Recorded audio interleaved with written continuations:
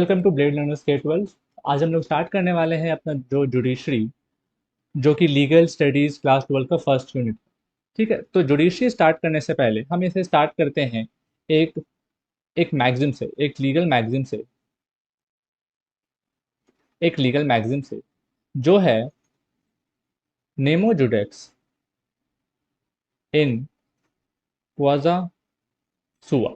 Nemo जुडेक्स इन क्वाजा सुआ। अब इसका क्या मतलब? इसका मतलब है नो वन शुड बी जज in his own case. No one should be जज इन इट्स ओन केस। वो खुद के केस में वो जज नहीं हो सकता।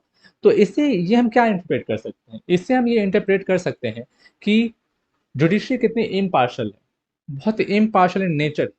जुडिशरी का जो नेचर है वो बहुत इम्पार्शल है, अनबायसनेस, कोई बायसनेस नहीं है। तो ये डॉक्टर अगेंस्ट बायसनेस को भी दिखाता है। ठीक है, तो ये मैगजीन तो हमने समझ लिया। अब हम बात करते हैं जुडिशरी पे। तो जहां तक हमने जुडिशरी को समझा है, या जहां तक हमने जुडिशरी को जानते हैं, एक डेमोक्रेटिक सेटअप में, एक डेमोक्रेटिक सेटअप मतलब एक डेमोक्रेसी में अगर हम कुछ पिलर्स की बात करें तो लेजिस्लेचर, एग्जीक्यूटिव और जुडिशरी। तो तीन पिलर अगर एक डेमोक्रेटिक सेटअप की है तो वो तीनों पिलर है, लेजिस्लेचर है, एग्जीक्यूटिव है और जुडिशरी है।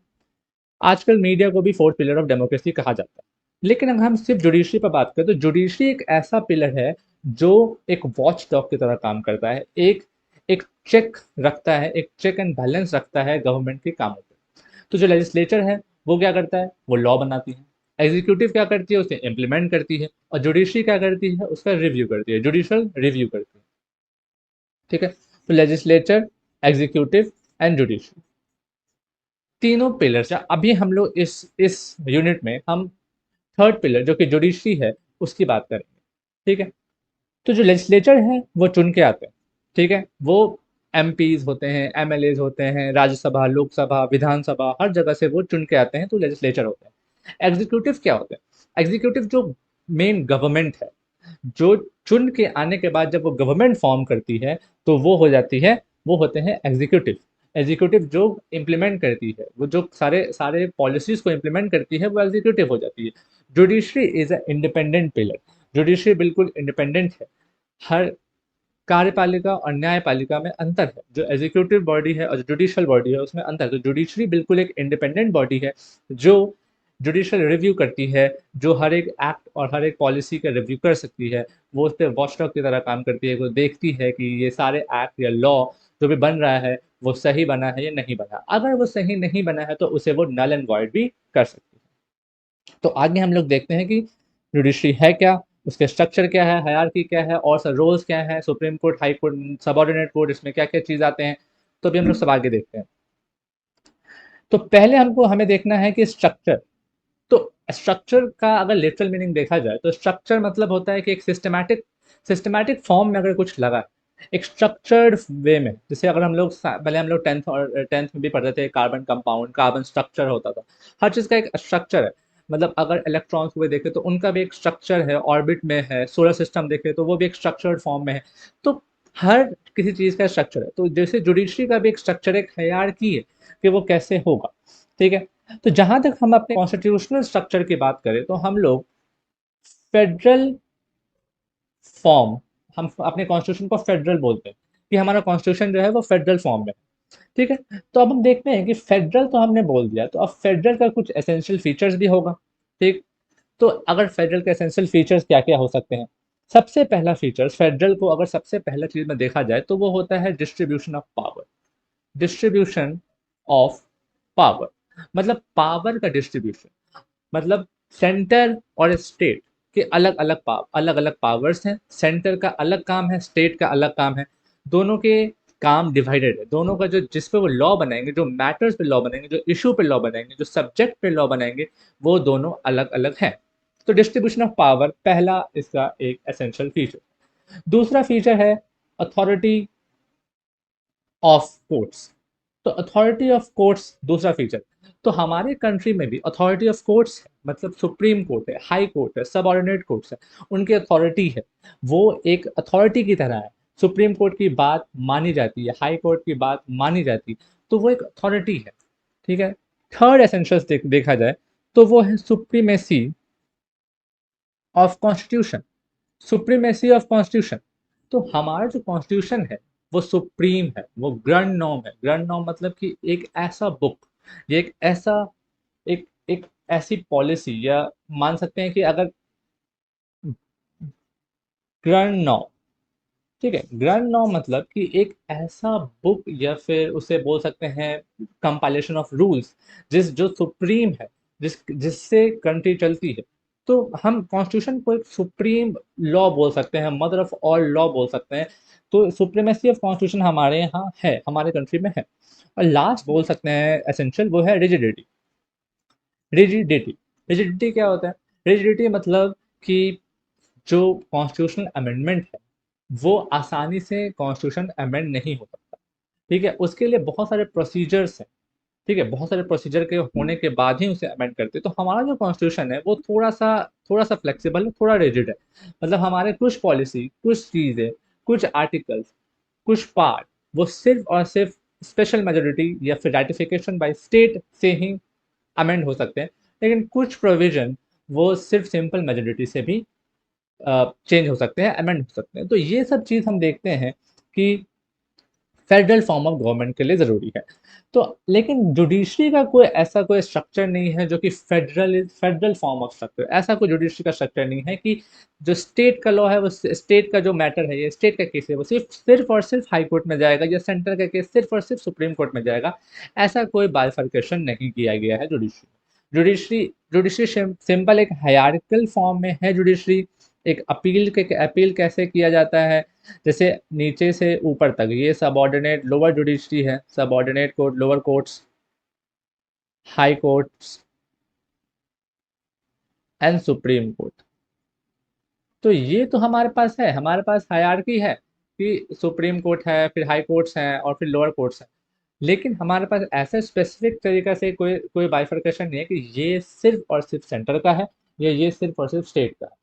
ठीक, तो यह स्ट्रक्चर हम लोग समझ गए। और आगे भी हम लोग हायरार्की देखेंगे तो भी उसमें, तो ये हमने समझ लिया। और आगे हायरार्की देखते हैं तो हायरार्की ऑफ कोर्ट्स। तो ये हायरार्की ऑफ कोर्ट है क्या? तो ये है सुप्रीम कोर्ट। सुप्रीम कोर्ट क्या है? तो apex court, apex court of India. Apex court है, सबसे सुप्रीम कोर्ट, सबसे हाईएस्ट कोर्ट है। Supreme court is the last resort. किसी भी केस को अपील करने का सुप्रीम कोर्ट के पास लास्ट रिजॉर्ट है। But in the case of pardon, pardon के केस में आप गवर्नर और प्रेसिडेंट के पास जा सकते हैं। लेकिन और किसी केस में, जैसे अपील करने के लिए सिर्फ आप सुप्रीम कोर्ट ही लास्ट रिजॉर्ट है, उसके बाद अपील आगे नहीं जाती।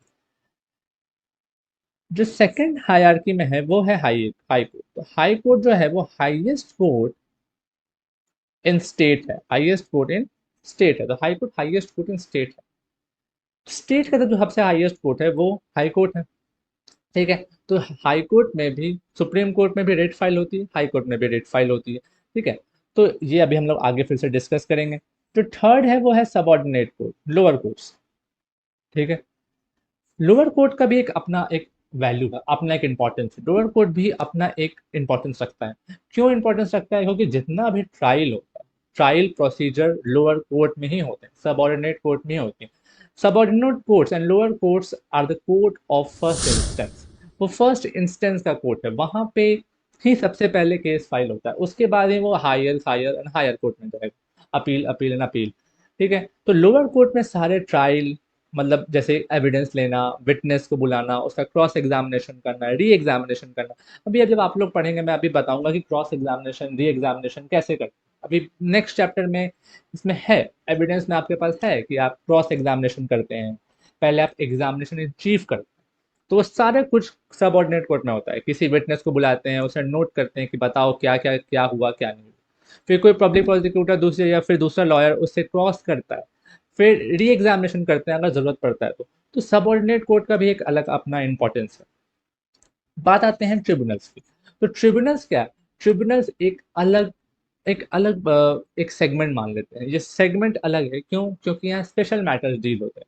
तो ये हायरार्की में ऐसा नहीं है कि सबसे नीचे है, लेकिन स्पेशल मैटर्स के लिए ट्रिब्यूनल्स बनाए गए हैं, जो कि थोड़े, ये क्वाजी जुडिशियल बॉडी है। इसे सेटअप किया गया है कुछ स्पेशल मैटर्स के लिए, जैसे इनकम टैक्स के लिए, जैसे पॉस्को के लिए, जैसे नार्कोटिक्स के लिए। तो जैसे ट्रिब्यूनल्स, जैसे green environmental cases, environmental law के केसेस के लिए, कॉर्पोरेट लॉ के केसेस के लिए। तो ये ट्रिब्यूनल स्पेशल मैटर्स के लिए ट्रिब्यूनल को बनाया गया। अब हम बात करते हैं सुप्रीम कोर्ट ऑफ इंडिया, जो कि एपेक्स कोर्ट है। थोड़ा सा डिटेल में करते हैं, सुप्रीम कोर्ट है क्या, सुप्रीम कोर्ट कब सेटअप हुआ। तो Supreme court of India, supreme Court एक ऐसा नाम है जो ये पहले भी आ चुका है, ये नाम पहले भी हम लोग सुन चुके हैं। हमने ये नाम सुना है, रेगुलेटिंग एक्ट 1773, एक एक्ट आया था। उसके हिसाब से fort William fort William Calcutta में 1774 में सुप्रीम कोर्ट स्टैब्लिश किया गया। सुप्रीम कोर्ट बंगाल प्रेसिडेंसी के लिए स्टैब्लिश किया गया। जब तक हाई कोर्ट स्टैब्लिश नहीं हुआ था, तब तक यही सुप्रीम कोर्ट हाईएस्ट कोर्ट था बंगाल प्रेसिडेंसी। लेकिन ये अब जो उस समय का सुप्रीम कोर्ट था और अभी का सुप्रीम कोर्ट का कोई कोई मेल नहीं है, क्योंकि जो अभी का सुप्रीम कोर्ट है वो हाईएस्ट अथॉरिटी, लेकिन उस समय का सुप्रीम कोर्ट ऐसा नहीं था, वो हाईएस्ट अथॉरिटी नहीं थी। ठीक है, वो सिर्फ बंगाल प्रेसिडेंसी के लिए थी, लेकिन सुप्रीम कोर्ट नाम था, इसीलिए मैंने इसे थोड़ा सा बताया कि सुप्रीम कोर्ट कहाँ से आया। ये सुप्रीम कोर्ट पहले भी नाम आ चुका है। अगर हम सुप्रीम कोर्ट की बात करें, तो सुप्रीम कोर्ट इक्विवेलेंट किसके था? इक्विवेलेंट था फेडरल कोर्ट के।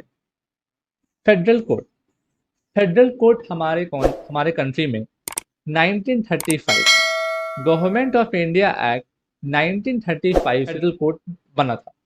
फेडरल कोर्ट को ही हम अब सुप्रीम कोर्ट के बराबर मान सकते हैं, क्योंकि सारे वर्क, सारा उनका काम, सारा उनका जुरिडिक्शन वो सुप्रीम कोर्ट के बराबर ही है था। ठीक है, अभी भी हमारे हमारे कंट्री में जो फेडरल, अगर हो सकता है जो फेडरल कोर्ट के जो जजेस होंगे, जो फेडरल कोर्ट के जजेस को अभी तक हम पेंशन देते हैं, क्योंकि अगर वो जिंदा है तो, क्योंकि वो भी बराबर है, सुप्रीम कोर्ट के बराबर। ठीक है, तो सुप्रीम कोर्ट आया कब एग्जिस्टेंस में? 28 जनवरी 1950। ठीक है, इसने क्या रिप्लेस किया? इसने रिप्लेस किया फेडरल कोर्ट को और judicial committee of privy council को रिप्लेस किया। तो फेडरल कोर्ट को रिप्लेस किया और judicial committee of privy council को। प्रिवी काउंसिल क्या था? प्रिवी काउंसिल एक हाईएस्ट एपिलेट बॉडी था जो ब्रिटिश एरा के टाइम में था। ठीक है, जो सब सारा केस जाता था प्रिवी काउंसिल में। ठीक है, अभी भी प्रिवी काउंसिल के जजमेंट को हम लोग रेफर करते हैं। उनका उनका जो जजमेंट है वो प्रेसिडेंट है, मतलब आगे हम इसे देखेंगे कि प्रेसिडेंट क्या होता है। प्रेसिडेंट्स होते हैं जजमेंट जो, जिनको हम रेफर कर सकते हैं, वो जज मेड लॉ है। मतलब जज ने जो जजमेंट लिख दिया वो भी एक तरह का सोर्स ऑफ लॉ है। ठीक है, आगे हम इसे फिर से देखेंगे। तो सुप्रीम कोर्ट के इंट्रोडक्शन के समय, जो सुप्रीम कोर्ट है उसके हिसाब, उसमें सिर्फ एक चीफ जस्टिस और 7 और जजेस थे। लेकिन इसने ये भी ओपन रखा कि पार्लियामेंट चाहे, पार्लियामेंट के पास पावर है, पार्लियामेंट चाहे तो ये इंक्रीज कर सकता है, ड्यू मतलब on the basis of population और भी बाकी चीज देखते हुए, उन सबको देखते हुए आप जजेस को इंक्रीज कर सकते हैं। तो अभी जो है हमारे पास 33+1, मतलब 33 जजेस एंड 1 CGI, तो टोटल 34 जजेस हमारे पास अभी अवेलेबल है। ठीक है, लेकिन अभी भी 34 जजेस होने के बाद भी और पूरे इंडिया में सिर्फ 21,000 जजेस हैं, जो बहुत कम है, बहुत ही कम है इंडियन पॉपुलेशन के हिसाब से। इंडिया की पॉपुलेशन अगर देखा जाए तो 135 करोड़ है, लेकिन जजेस बहुत ही ज़्यादा कम है। अगर रेशियो निकाले तो 21,000 जजेस और 135 करोड़ की पॉपुलेशन, तो रेशियो बहुत ज़्यादा का अंतर है। ठीक है, तो हमें हमें ये करना चाहिए कि जितना हो सके जजेस को इंक्रीज करना चाहिए गवर्नमेंट को, और तभी जो भी ओवरबर्डन जुडिशरी है उसका लोड कम होगा। ठीक, तो अब हम बात करते हैं हाई कोर्ट्स इन इंडिया की। हाई कोर्ट, यहाँ आप देख रहे हैं पटना हाई कोर्ट की पिक्चर लगी हुई है। हाई कोर्ट जो है वो स्टेट में सबसे हाईएस्ट कोर्ट होता है। हाई कोर्ट के पास स्टेट में सबसे ज़्यादा पावर होता है। उसका जो पावर है वो एक तरह का अम्ब्रेला क्रिएट करता है हर एक सबऑर्डिनेट जुडिशरी के ऊपर। जो भी छोटे उनसे नीचे जितने भी जुडिशरी हैं उनके जुडिशल कोर्ट्स हैं उस पे वो पूरा अपना जुरिडिक्शन के अंदर वो फॉल करता है। हाई कोर्ट के नीचे सारे सारे जुडिशरी सारे सबॉर्डिनेट कोर्ट हैं और हाई कोर्ट के जुरिडिक्शन में ही वो लोग फॉल करेंगे। ठीक है, तो इंडिया के पास अभी 25 हाई कोर्ट्स हैं। वैसे तो हमारा जो हमारे इंडिया में 29 स्टेट है, लेकिन हाई कोर्ट हमारे पास 25 है, क्योंकि बहुत सारे जो स्टेट हैं उनका एक कॉम्बिनेशन ऑफ हाई कोर्ट भी एक हो सकता है। जैसे एग्जाम्पल है तो पंजाब और हरियाणा का एक ही हाई कोर्ट है। तो जुरिडिक्शन होता है हाई कोर्ट का वो किस पे होता है? स्टेट्स पे होता है। हमने ये देख लिया, पटना हाई कोर्ट जो बिहार स्टेट में है। यूटी का भी अलग हाई कोर्ट होता है, ठीक है, जैसे लक्षद्वीप और अंडमान उनका हाई कोर्ट फॉल करेगा कलकत्ता और Bombay high court respectively. Group of state जैसे Punjab Haryana, group of UTs, तो ग्रुप ऑफ यूटीज मतलब जैसे लक्षद्वीप में बहुत सारा आइलैंड है, लेकिन उनका जो हाई कोर्ट होगा वो एक ही जगह फॉल करेगा। तो ये हमने बात की high court of India, high courts in India की, कि इंडिया में कितने हाई कोर्ट्स हैं, उनका जुरिडिक्शन कितना फॉल करता है। आगे जब हम देखेंगे तो उसके रोल में भी हम समझेंगे कि हाई कोर्ट की क्या रोल है। हाई कोर्ट में रिट भी फाइल होता है, ठीक है, हाई कोर्ट में रिट फाइल होता है। हमारे पास 5 तरह के रिट्स हैं जो हम आगे भी पढ़ने वाले हैं। हैबियस कॉर्पस, प्रोहिबिशन, सर्चरी, क्वे वारंटो और मैंडेटस। तो 5 रिट सुप्रीम कोर्ट में भी फाइल हो सकते हैं और हाई कोर्ट में फाइल हो सकते हैं। पीआईएल सुप्रीम कोर्ट और हाई कोर्ट दोनों में फाइल होती है। ठीक है, तो आगे हम इसे वापस से देखेंगे, वापस से समझेंगे कि हाई कोर्ट का क्या रोल है, हाई कोर्ट में क्या क्या हो सकता है। ठीक है, district and subordinate courts. District and subordinate courts, ये हमने अभी भी डिस्कस किया था कि डिस्ट्रिक्ट एंड सबॉर्डिनेट कोर्ट का बहुत बड़ा बहुत ज़्यादा इंपॉर्टेंस है जुडिशल प्रोसीडिंग में, जुडिशल सिस्टम में। क्योंकि डिस्ट्रिक्ट एंड सबॉर्डिनेट कोर्ट जो होता है वो कोर्ट ऑफ फर्स्ट इंस्टेंस होता है। यहाँ पे सबसे पहले जो ट्राई जो जो केसेस आते हैं ट्राई करने के, सबसे पहले डिस्ट्रिक्ट एंड सबॉर्डिनेट कोर्ट में ही केस फाइल होता है। उसके बाद उसमें बहुत ज़्यादा एविडेंसेस देते हैं, विटनेसेस आते हैं। तो जितना हो सकता है सब सारे कंपाइलेशन करने के बाद ही वो अगर अपील, अगर जजमेंट के बाद, डिग्री के बाद अगर नहीं कोई सेटिस्फाई है, कोई पार्टी सेटिस्फाई नहीं है, तब वो अपील करती है हायर कोर्ट में, तब वो अपील करती है सुप्रीम कोर्ट में। तो डिस्ट्रिक्ट कोर्ट में सारा कुछ, सारा एविडेंस लेना, सारा विटनेस का स्टेटमेंट रिकॉर्ड करना और भी अदर चीज़ें, सब कुछ डिस्ट्रिक्ट कोर्ट में। तो डिस्ट्रिक्ट कोर्ट का भी बहुत बड़ा रोल है। डिस्ट्रिक्ट कोर्ट को समझने के लिए हम ये देखते हैं कि हमारे पास 2 तरह का केस आता है। ठीक है, हमारे पास एक होता है सिविल का केस और एक होता है क्रिमिनल का केस। ठीक है, तो एक ही जज एक ही जज के पास दोनों पावर है, चाहे वो सिविल का पावर हो चाहे वो क्रिमिनल का पावर हो। जब वो सिविल का पावर मतलब सिविल के केस डिसाइड करता है तो वो सिविल के जज की तरफ बात करता है। जब वो क्रिमिनल केस डिसाइड करते हैं तो मैजिस्ट्रेट की तरफ पर काम करते हैं। ठीक है, तो अब हम थोड़ा हायरार्की देख लेते हैं कि इनकी क्या हायरार्की है, कैसे कैसे इसमें कितने कंपोनेंट है। तो सिविल का केस अगर बात करते हैं तो इसमें भी एडीजे होते हैं, एडीजेस, एडिशनल डिस्ट्रिक्ट जजेस। क्रिमिनल में भी एडिशनल डिस्ट्रिक्ट जजेस होते हैं। ठीक, दोनों में एडिशनल डिस्ट्रिक्ट जजेस होते हैं। इनसे ऊपर जो होते हैं वो होते हैं डिस्ट्रिक्ट एंड सेशन जज। तो डिस्ट्रिक्ट एंड सेशन जज एक ही होते हैं, लेकिन उनके हेल्प करने के लिए एडीजेज होते हैं। तो एडीजेज उनकी हेल्प करते हैं, एडीजेज उनको असिस्ट करते हैं। मतलब पावर तो सेम होता है, असिस्ट नहीं कह सकते, पावर सेम होता है। बस एडी जो डीजे होते हैं, डिस्ट्रिक्ट एंड सेशन जज होते हैं, उनके पास एडमिनिस्ट्रेटिव पावर भी होता है। वो अपने स्टाफ को सेलेक्ट कर सकते हैं, वो अपने स्टाफ को रिक्रूट कर सकते हैं हाई कोर्ट को परमिशन से। तो ये डिस्ट्रिक्ट जज के पास कुछ एडमिनिस्ट्रेटिव पावर उनके पास होता है और वो सीनियर मोस्ट जज होते हैं। इसीलिए सीनियरिटी के बेसिस पे डिस्ट्रिक्ट जज और एडिशनल डिस्ट्रिक्ट जज में डिफरेंस होता है थोड़ा।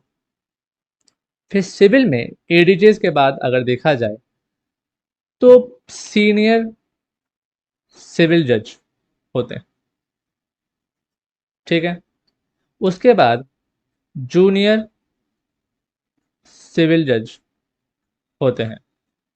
ठीक, तो ये हायरार्की हो गया।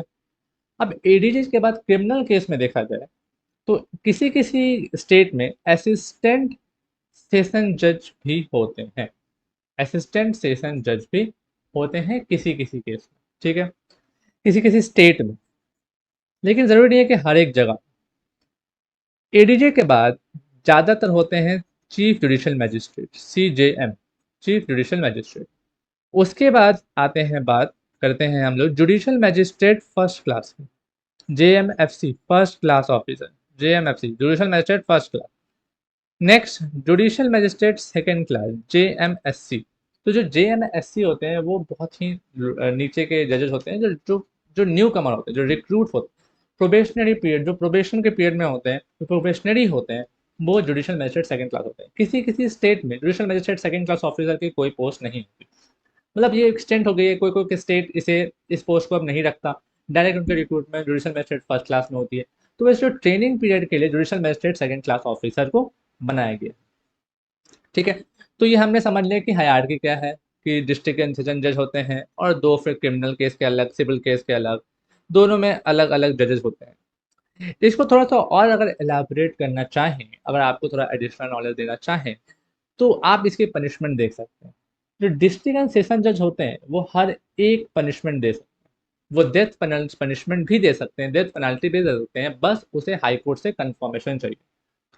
जो सीजीएम होते हैं, जो चीफ जुडिशियल मैजिस्ट्रेट होते हैं, वो 7 साल तक की सजा दे सकते हैं। जो जेएम फर्स्ट क्लास होते हैं वो 3 साल तक की सजा दे सकते हैं, और जो जेएम सेकंड क्लास होते हैं वो 1 साल तक की सजा दे सकते हैं। सजा और फाइन दोनों दे सकते हैं, हर हर एक जजेस। सिविल जज जो होते हैं वो फाइन लगा सकते हैं, वो कॉम्पनसेशन चार्ज कर सकते हैं, और वो ट्राई करने का जो केस है वो उनके पिक्यूनरी स्टेटस पे, मतलब कि जितना पैसा जितना ज़्यादा होगा वो ज़्यादा हायर लेवल के जज से डील करेंगे। ठीक है, तो यहाँ तक तो हमने ये समझ लिया कि ये है क्या। तो हाई कोर्ट से नीचे लोअर कोर्ट्स आते हैं, डिस्ट्रिक्ट एंड सबऑर्डिनेट कोर्ट्स उन्हें कहते हैं।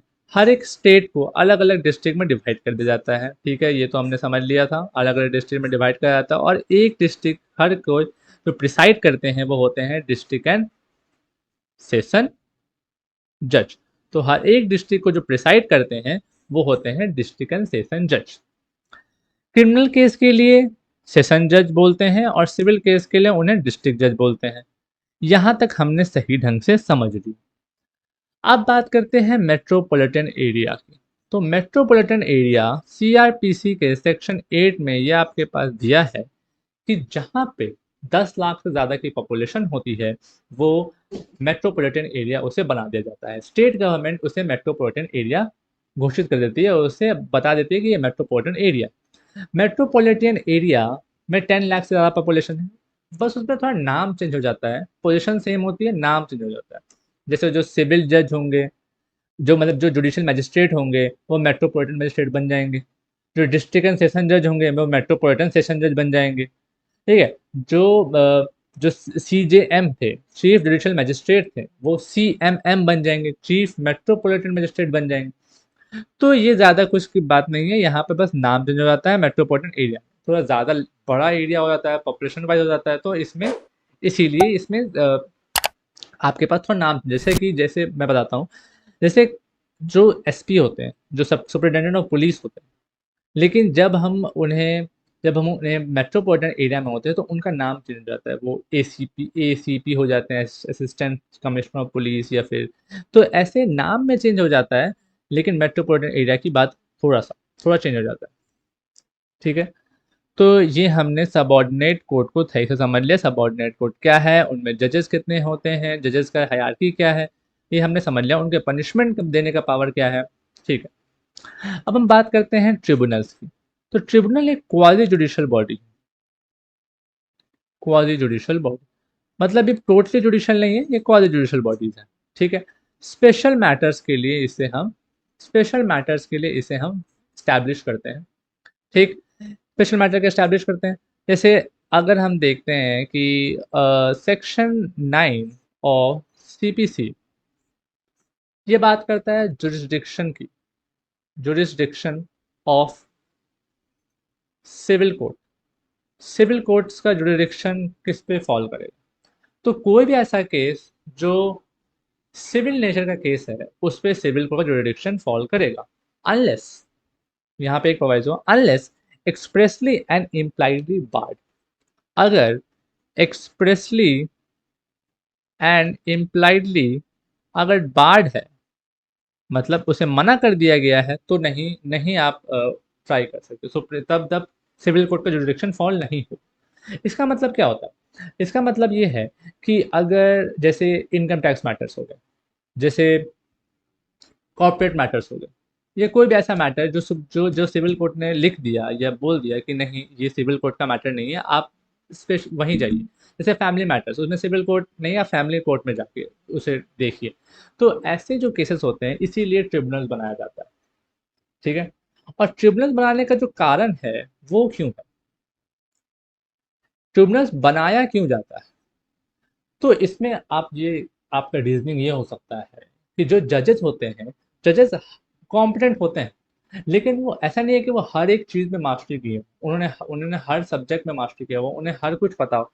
तो इसके लिए एक स्पेशल ब्रांच बना दिया जाता है कि वो उसी पर्टिकुलर जज वो डिस्कस करेंगे, उसी वही पर्टिकुलर जज डिस्कस करेंगे जिनको उनकी नॉलेज, उनकी फुल नॉलेज हो। जैसे कि हमारे पास एनसीएलटी है, नेशनल कंपनी लॉ ट्रिब्यूनल। ठीक है। एनजीटी है, national green tribunal. CAT SAT है, सेंट्रल एडमिनिस्ट्रेटिव ट्रिब्यूनल और state administrative tribunal. TRAI TRAI है, telecom authority, telecom regulatory authority of India.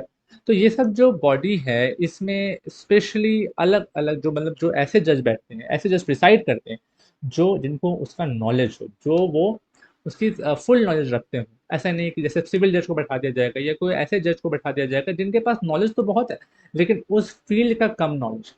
तो वो उस उतने एफिशिएंटली उस चीज़ को हैंडल नहीं कर पाएंगे, और वो थोड़ा सा टाइम भी लगेगा उनको हैंडल करने के लिए। तो अगर हम कोर्ट के बर्डन को रिड्यूस करना चाहते हैं या एफिशिएंसी बढ़ाना चाहते हैं, तो हमें ट्रिब्यूनल बनाना पड़ता है, इसीलिए ट्रिब्यूनल बनाना पड़ता है। तो अगर इसे हम सीपीसी से लिंक करें थोड़ा, सीपीसी अभी तो आप लोग बहुत छोटे हैं, जब आगे जाएंगे, अब आगे जब आप लॉ पढ़ेंगे तो आपको समझ में आएगा कि सीपीसी में एक सेक्शन दिया हुआ था, सेक्शन 9, जिससे आप इसे लिंक कर सकते हैं कि अगर कोई एक्सप्रेसली या इम्प्लाइडली बार्ड है, कोई मतलब ऐसा मैटर जो सुप्रीम में, जो सिविल कोर्ट में जुरिडिक्शन फॉल नहीं करता है, तो उसके लिए अलग ट्रिब्यूनल बनाया जा सकता है। ठीक है, हमने ट्रिब्यूनल तक हमने कवर कर लिया है। अब हम बात करते हैं salient feature of Indian judiciary की। इंडियन जुडिशरी के कुछ सेलिएंट फीचर हैं। India as a common law jurisdiction. अब हम कॉमन लॉ की बात करते हैं कि कॉमन लॉ है क्या। तो कॉमन लॉ ऐसा, मतलब ये लॉ है, ये ऐसा, ऐसे ये पॉलिसीज थी, ठीक है, जो जो ब्रिटिशर्स, जो ब्रिटिश कॉलोनीज थी, तो ब्रिटिश कॉलोनीज में जो लॉ बनाया जाता था, जो ब्रिटिशर्स के द्वारा जो लॉ भेजा गया, जो वो लॉ बनाते थे, तो वो सारे लॉ ये कॉमन लॉ सिस्टम से गवर्न होता था। ठीक है। तो इसका मतलब, ये कॉमन लॉ का मतलब होता क्या है? कॉमन लॉ का मतलब जज मेड लॉ भी कह सकते हैं। मतलब कि जो जजेस के जो डिसीजंस हैं, तो जजेस के जो डिसीजंस हैं या और जजमेंट हैं, उनको भी हम एक प्रेसिडेंट मान सकते हैं, उनको भी, इन सब चीज़ को भी हम सोर्स ऑफ लॉ मान सकते हैं कि ये सोर्स ऑफ लॉ। तो जो जज मेड लॉ है, वो भी सोर्स ऑफ लॉ। तो इंडिया भी एक कॉमन लॉ जुरिडिक्शन फॉलो करता है, कॉमन लॉ सिस्टम फॉलो करता है। क्यों? क्योंकि इंडिया भी ब्रिटिश कॉलोनीज था। तो इंडिया में भी जो जजेस जो लॉ बना, जो डिसीजन देते हैं, जो जजमेंट देते हैं, उनको हम एक प्रेसिडेंट की तरह देखते हैं, और उनको भी हम as a source of law उसे हम अप्लाई कर सकते हैं कहीं किसी और केस। तो जैसे आप जब आप जाएंगे लॉ कॉलेज में, तो वहाँ पे मूट कोर्ट्स होते हैं। तो मूट कोर्ट्स जो होते हैं, वो बिल्कुल हाई कोर्ट और सुप्रीम कोर्ट के प्रोसीजन को हम लोग दिखाते हैं। तो मूट कोर्ट में जब हम या किसी भी जो केस को डिसाइड करते हैं, तो उसमें हम साइड करते हैं, सुप्रीम कोर्ट और हाई कोर्ट के जजमेंट साइड करते हैं कि ये सुप्रीम कोर्ट ने इस जजमेंट में ये कहा, हाई कोर्ट ने इस जजमेंट में ये कहा। हम इसे क्यों डिसाइड करते हैं? क्योंकि एक अथॉरिटी है, ये एक रिलेवेंट अथॉरिटी है, ये एक मतलब ऐसा रिलायबल सोर्स है कि इस पे हम भरोसा किया जा सकता है, क्योंकि ये सुप्रीम कोर्ट और हाई कोर्ट का जजमेंट। तो ये एक सोर्स ऑफ लॉ है, इस पे सब मानेंगे भी, इसे सब समझेंगे भी कि हाँ, सुप्रीम कोर्ट ने कुछ बोला है तो वो उसने कुछ सोच समझ के बोला होगा, तो वो एक सोर्स ऑफ लॉ बन जाता है। जैसे अगर देखा जाए तो ट्रिपल तलाक, ट्रिपल तलाक पे कोई ऐसा अभी तक लॉ नहीं बना है, लेकिन ट्रिपल तलाक को जुडिशरी ने अनकॉन्स्टिट्यूशनल कर दिया, सुप्रीम कोर्ट ने अनकॉन्स्टिट्यूशनल कर दिया। तो ट्रिपल तलाक भी जो उनका जो ट्रिपल तलाक का जो जजमेंट है वो एक प्रेसिडेंट बन जाता है, वो एक सोर्स ऑफ लॉ बन जाता है। अगर कोई उसका उसको उसका मतलब अगर अवहेलना करता है, मतलब उसे कोई नहीं मानता है, उसका रिगार्ड नहीं करता है, तो भी वो एक ऑफेंस है। और अगर ट्रिपल ट्रिपल तलाक कोई करता है, किसने प्रैक्टिस जिसे की ट्रिपल तलाक की, तो भी वो ऑफेंस है। क्योंकि अभी तक लॉ नहीं है, लेकिन फिर भी उसने कोर्ट के जजमेंट को नहीं माना। तो कॉमन लॉ जुरिडिक्शन अगर देखा जाए तो यही है कि जो जजमेंट लॉ है वो भी एक सोर्स ऑफ लॉ है, जजमेंट लॉ भी सोर्स ऑफ लॉ है, वो भी एक अथॉरिटी है, तो उसे भी हमें मानना चाहिए। तो एक जजमेंट लॉ हमने समझ लिया, और India as a common law jurisdiction समझ लिया। ठीक है, कॉमन लॉ जुरिडिक्शन हमने समझ लिया। अब बात करते हैं सिविल लॉ। सिविल लॉ जो कंट्री जैसे कि जर्मनी, रशिया, कॉन्टिनेंटल यूरोप, यहाँ पे सिर्फ लेजिस्लेटिव और एग्जीक्यूटिव ही लॉ बना सकते हैं, यहाँ पे जुडिशरी का कोई हाथ नहीं हो सकता लॉ बनाने में। तो सिविल लॉ सिस्टम में ऐसा कोई नहीं है कि प्रेसिडेंट होता है, वो सिर्फ और सिर्फ जो लॉ लेजिस्लेटिव या एग्जीक्यूटिव ने बनाया है उसे ही वो मानते हैं। ठीक है, अब हम बात करते हैं adversarial model of dispute resolution. दो तरह का क्रिमिनल जस्टिस सिस्टम में मॉडल है।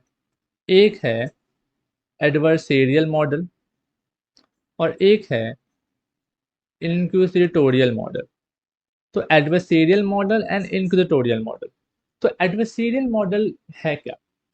इसमें ये होता है, जो हम लोग फॉलो करते हैं, इंडिया ये फॉलो करता है, और जैसे ये फ्रांस एंड जर्मनी और अलग अलग कंट्री ये फॉलो करते हैं। सिविल, बेसिकली सिविल लॉ जो कंट्री होते हैं, अभी पहले हम देख लिया कॉमन लॉ सिस्टम कौन है, सिविल लॉ सिस्टम कौन फॉलो करता है।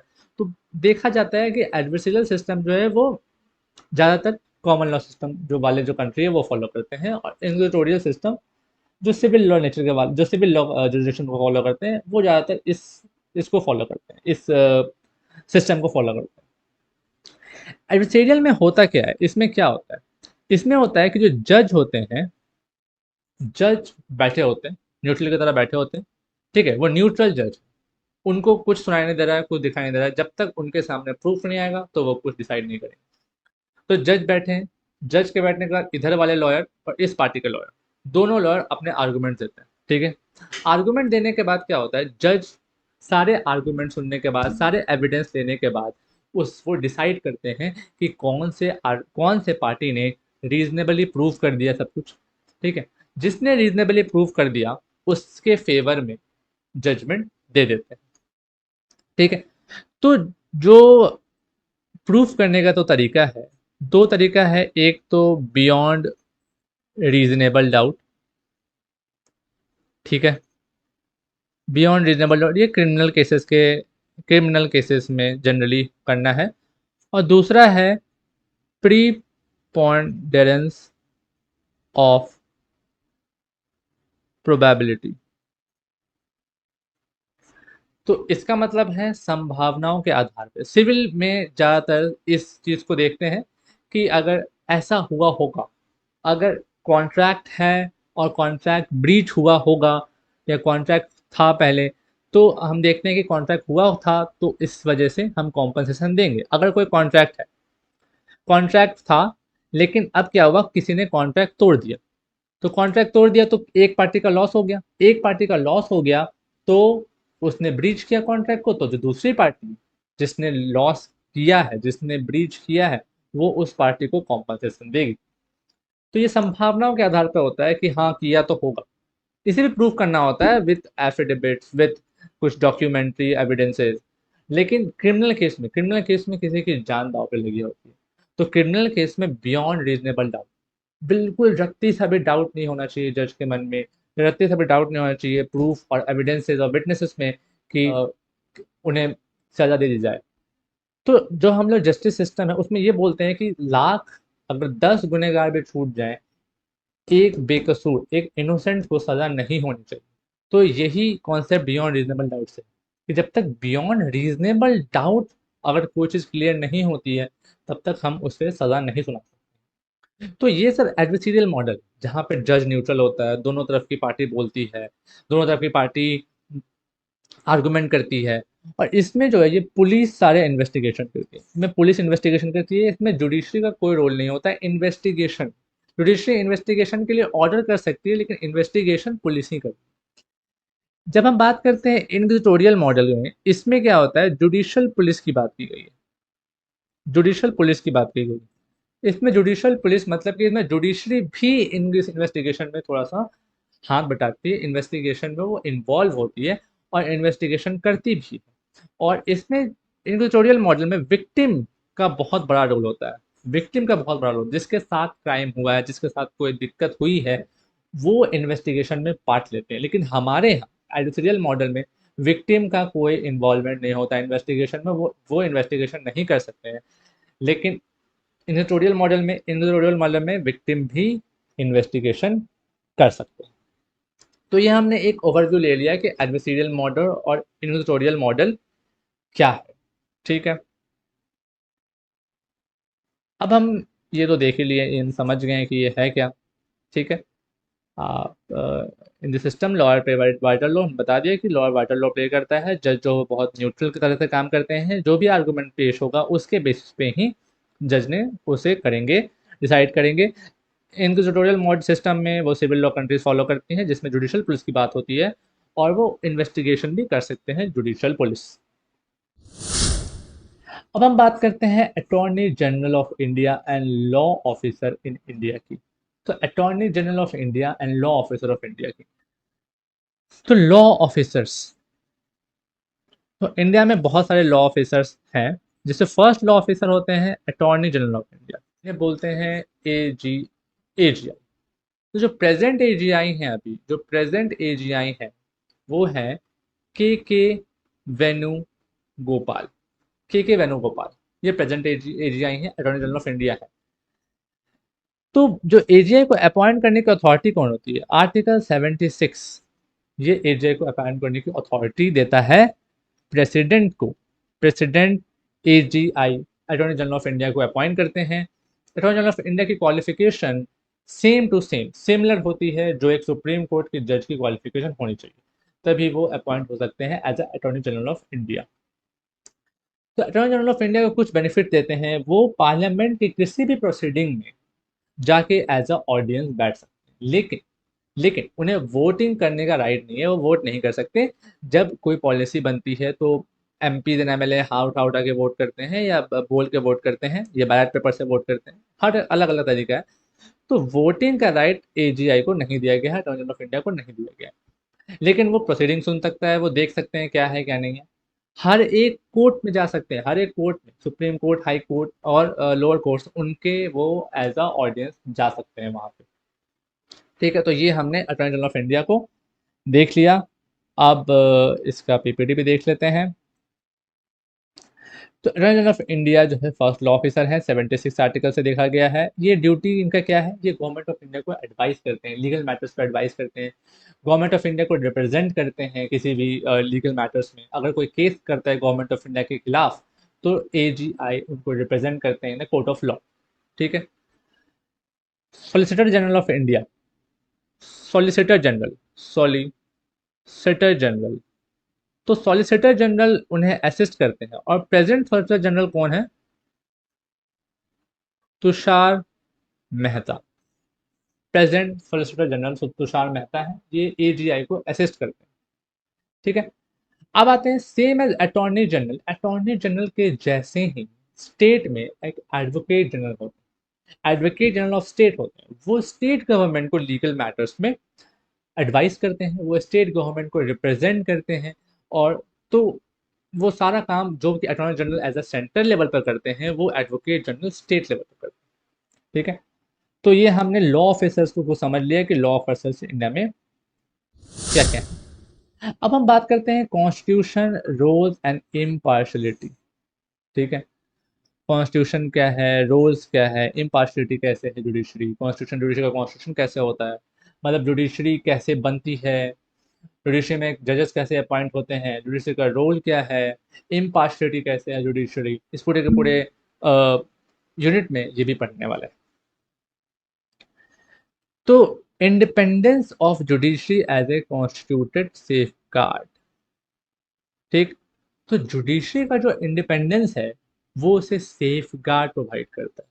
मतलब जुडिशरी किसी के अंडर नहीं, जुडिशरी का एक एक अम्ब्रेला की तरह, एक मतलब एक ओवरव्यू, एक रिव्यू की तरह देखता है। जुडिशरी एक वॉचडॉग है, मतलब एक ऐसा टूल है जो सबको देखता रहता है कि हाँ ये सही हो रहा है, नहीं सही हो रहा है। अगर सही नहीं हो रहा है तो उसे हटा सकता है। और कोई भी ऐसा पॉलिसी आता है जो जनरल इंटरेस्ट के में नहीं है, वो इंडिविजुअल इंटरेस्ट के बारे में है, तो जुडिशरी उससे स्ट्रक डाउन कर देता है। जुडिशरी से बोलता है कि नहीं ये सही नहीं है।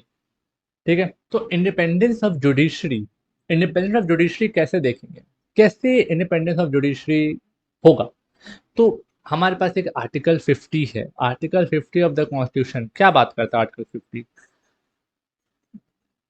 Separation of power. Separation of power मतलब ये डॉक्ट्रिन है, doctrine of separation of power, मतलब कि जुडिशरी और एग्जीक्यूटिव के पावर को अलग अलग कर दे।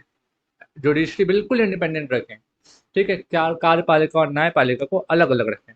तो इससे वजह से क्या होगा, अगर दोनों को अलग रखेंगे तो इंडिपेंडेंट होगा जुडिशरी, जुडिशरी इम्पार्शल हो सकेगा, जुडिशरी पर किसी का कंट्रोल नहीं होगा, एग्जीक्यूटिव जुडिशरी को कंट्रोल नहीं करेगा, जुडिशरी बिल्कुल इंडिपेंडेंट होगा, जुडिशरी जुडिशरी पे किसी का दबाव नहीं होगा। कोई नेता फोन करके नहीं बोलेगा जज को कि हाँ कि आपको ये करना ही होगा। जैसे नेता या फिर कोई भी गवर्नमेंट जो मंत्री होते हैं, जो मिनिस्टर्स होते हैं, वो करते हैं, वो थोड़ा सा इन्फ्लुएंस करने की कोशिश करते हैं जो आईएएस आईपीएस होते हैं, क्योंकि आईएएस आईपीएस ब्यूरोक्रेट्स वो गवर्नमेंट का पार्ट है, वो एग्जीक्यूटिव का पार्ट है।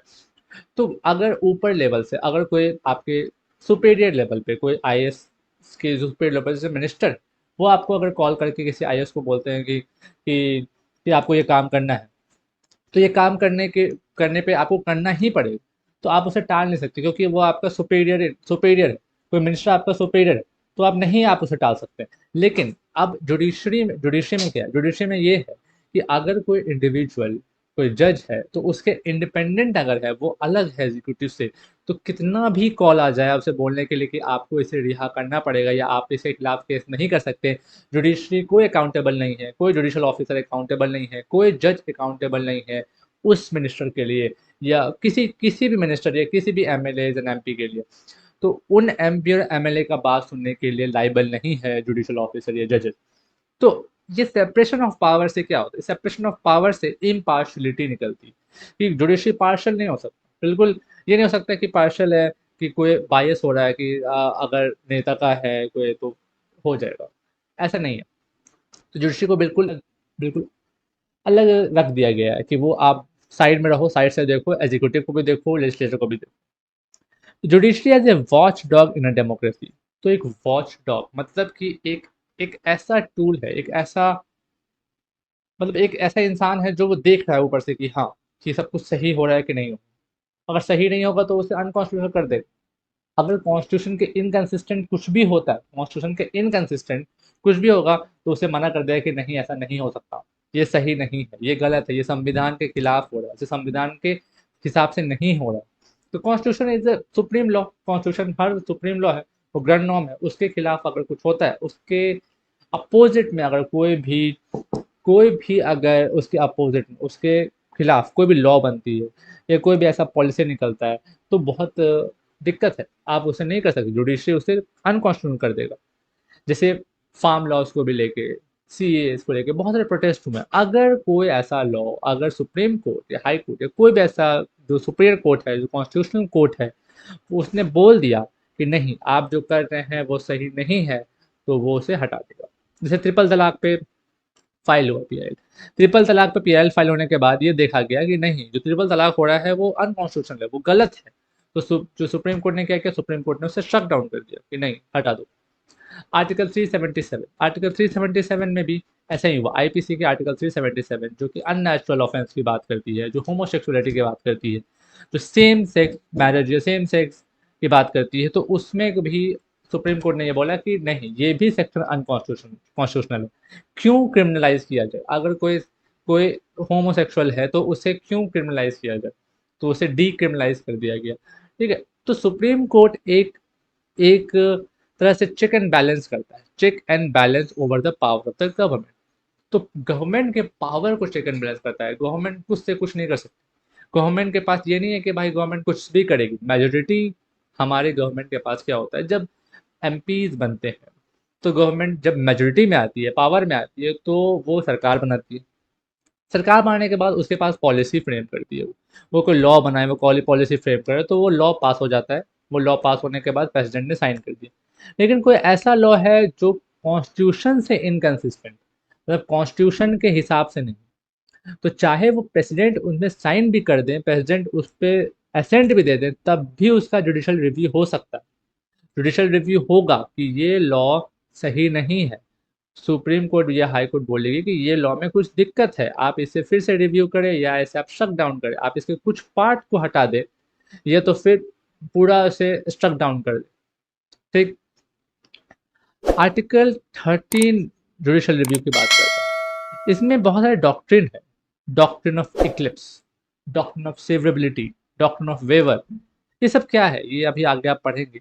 अगर कोई लॉ एक पूरा लॉ है, जैसे मानते हैं कि ये पूरा लॉ है, ठीक है, इसका इतना पार्ट इसका इतना पार्ट इनकंसिस्टेंट है, इनकंसिस्टेंट विथ कॉन्स्टिट्यूशन, कॉन्स्टिट्यूशन से इनकंसिस्टेंट, कॉन्स्टिट्यूशन के हिसाब से नहीं, तो इतने लॉ को सरकार काट देगी, सरकार हटा देगी।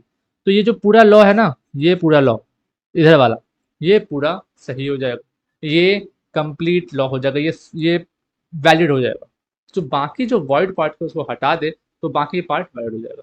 तो ये जुडिशरी का पावर, जुडिशरी देखता है कि सही बनाया कि नहीं बनाया, पूरा लॉ सही है नहीं है। तो ये चेक एंड बैलेंस करता है, ये वॉचडॉग की तरह काम करता है। और इंडिपेंडेंस कैसे आएगा, इंडिपेंडेंस आएगा आर्टिकल 50 जो बात करती है अलग अलग सेपरेशन ऑफ पावर, इंडिपेंडेंट होना चाहिए, उस पर किसी का दबाव नहीं होना चाहिए, किसी को लाइबल नहीं होना चाहिए वो बताने के लिए, किसी मिनिस्टर को बताने के लिए कि हाँ सर हमने ऐसा किया या हमने ऐसा करेंगे, ऐसा कुछ नहीं।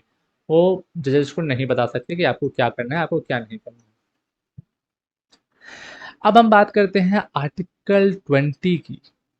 आर्टिकल 20 एक आर्टिकल है जिसमें जब double jeopardy, self incrimination law, incriminatory law, या फिर एक्स पोस्ट फैक्टो लॉ। तो ये क्या है, सरकार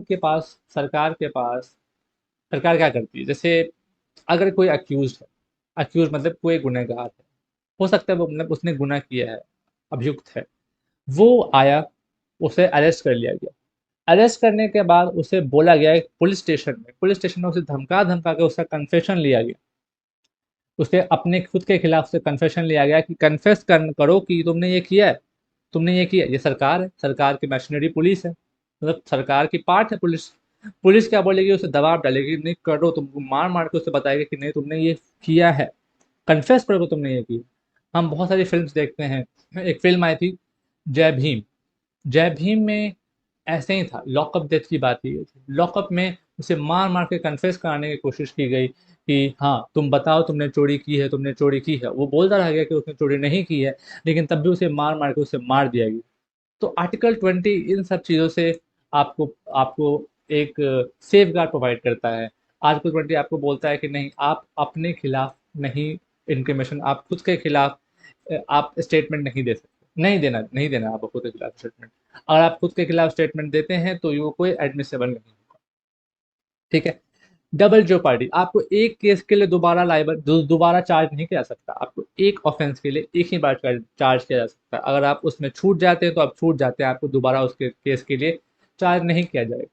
ठीक है। एक्स पोस्ट फैक्टो लॉ, इसका क्या मतलब है, एक्स पोस्ट फैक्टो लॉ का मतलब है कि अगर आज आज आपने कोई चोरी की, ठीक है, आज चोरी की आपने, और आज चोरी गुनाह नहीं है, ठीक है, परसों परसों क्या हुआ, चोरी को एक ऑफेंस बना दिया गया कि चोरी भी एक गुनाह है, चोरी के लिए पनिशमेंट दिया जाएगा। तो आप पे ये लॉ अप्लाई नहीं होगा। आपने वो लॉ बनने से पहले चोरी की थी और तब तक चोरी गुनाह नहीं था। ठीक। तो ये कुछ सेफ गार्ड्स हैं आपके पास। ये आर्टिकल 20 क्लॉज 3 ये बोलता है कि आप खुद के खिलाफ स्टेटमेंट नहीं देंगे। अगर आपको जबरदस्ती खुद के खिलाफ स्टेटमेंट लिया जा रहा है तो ये गलत है।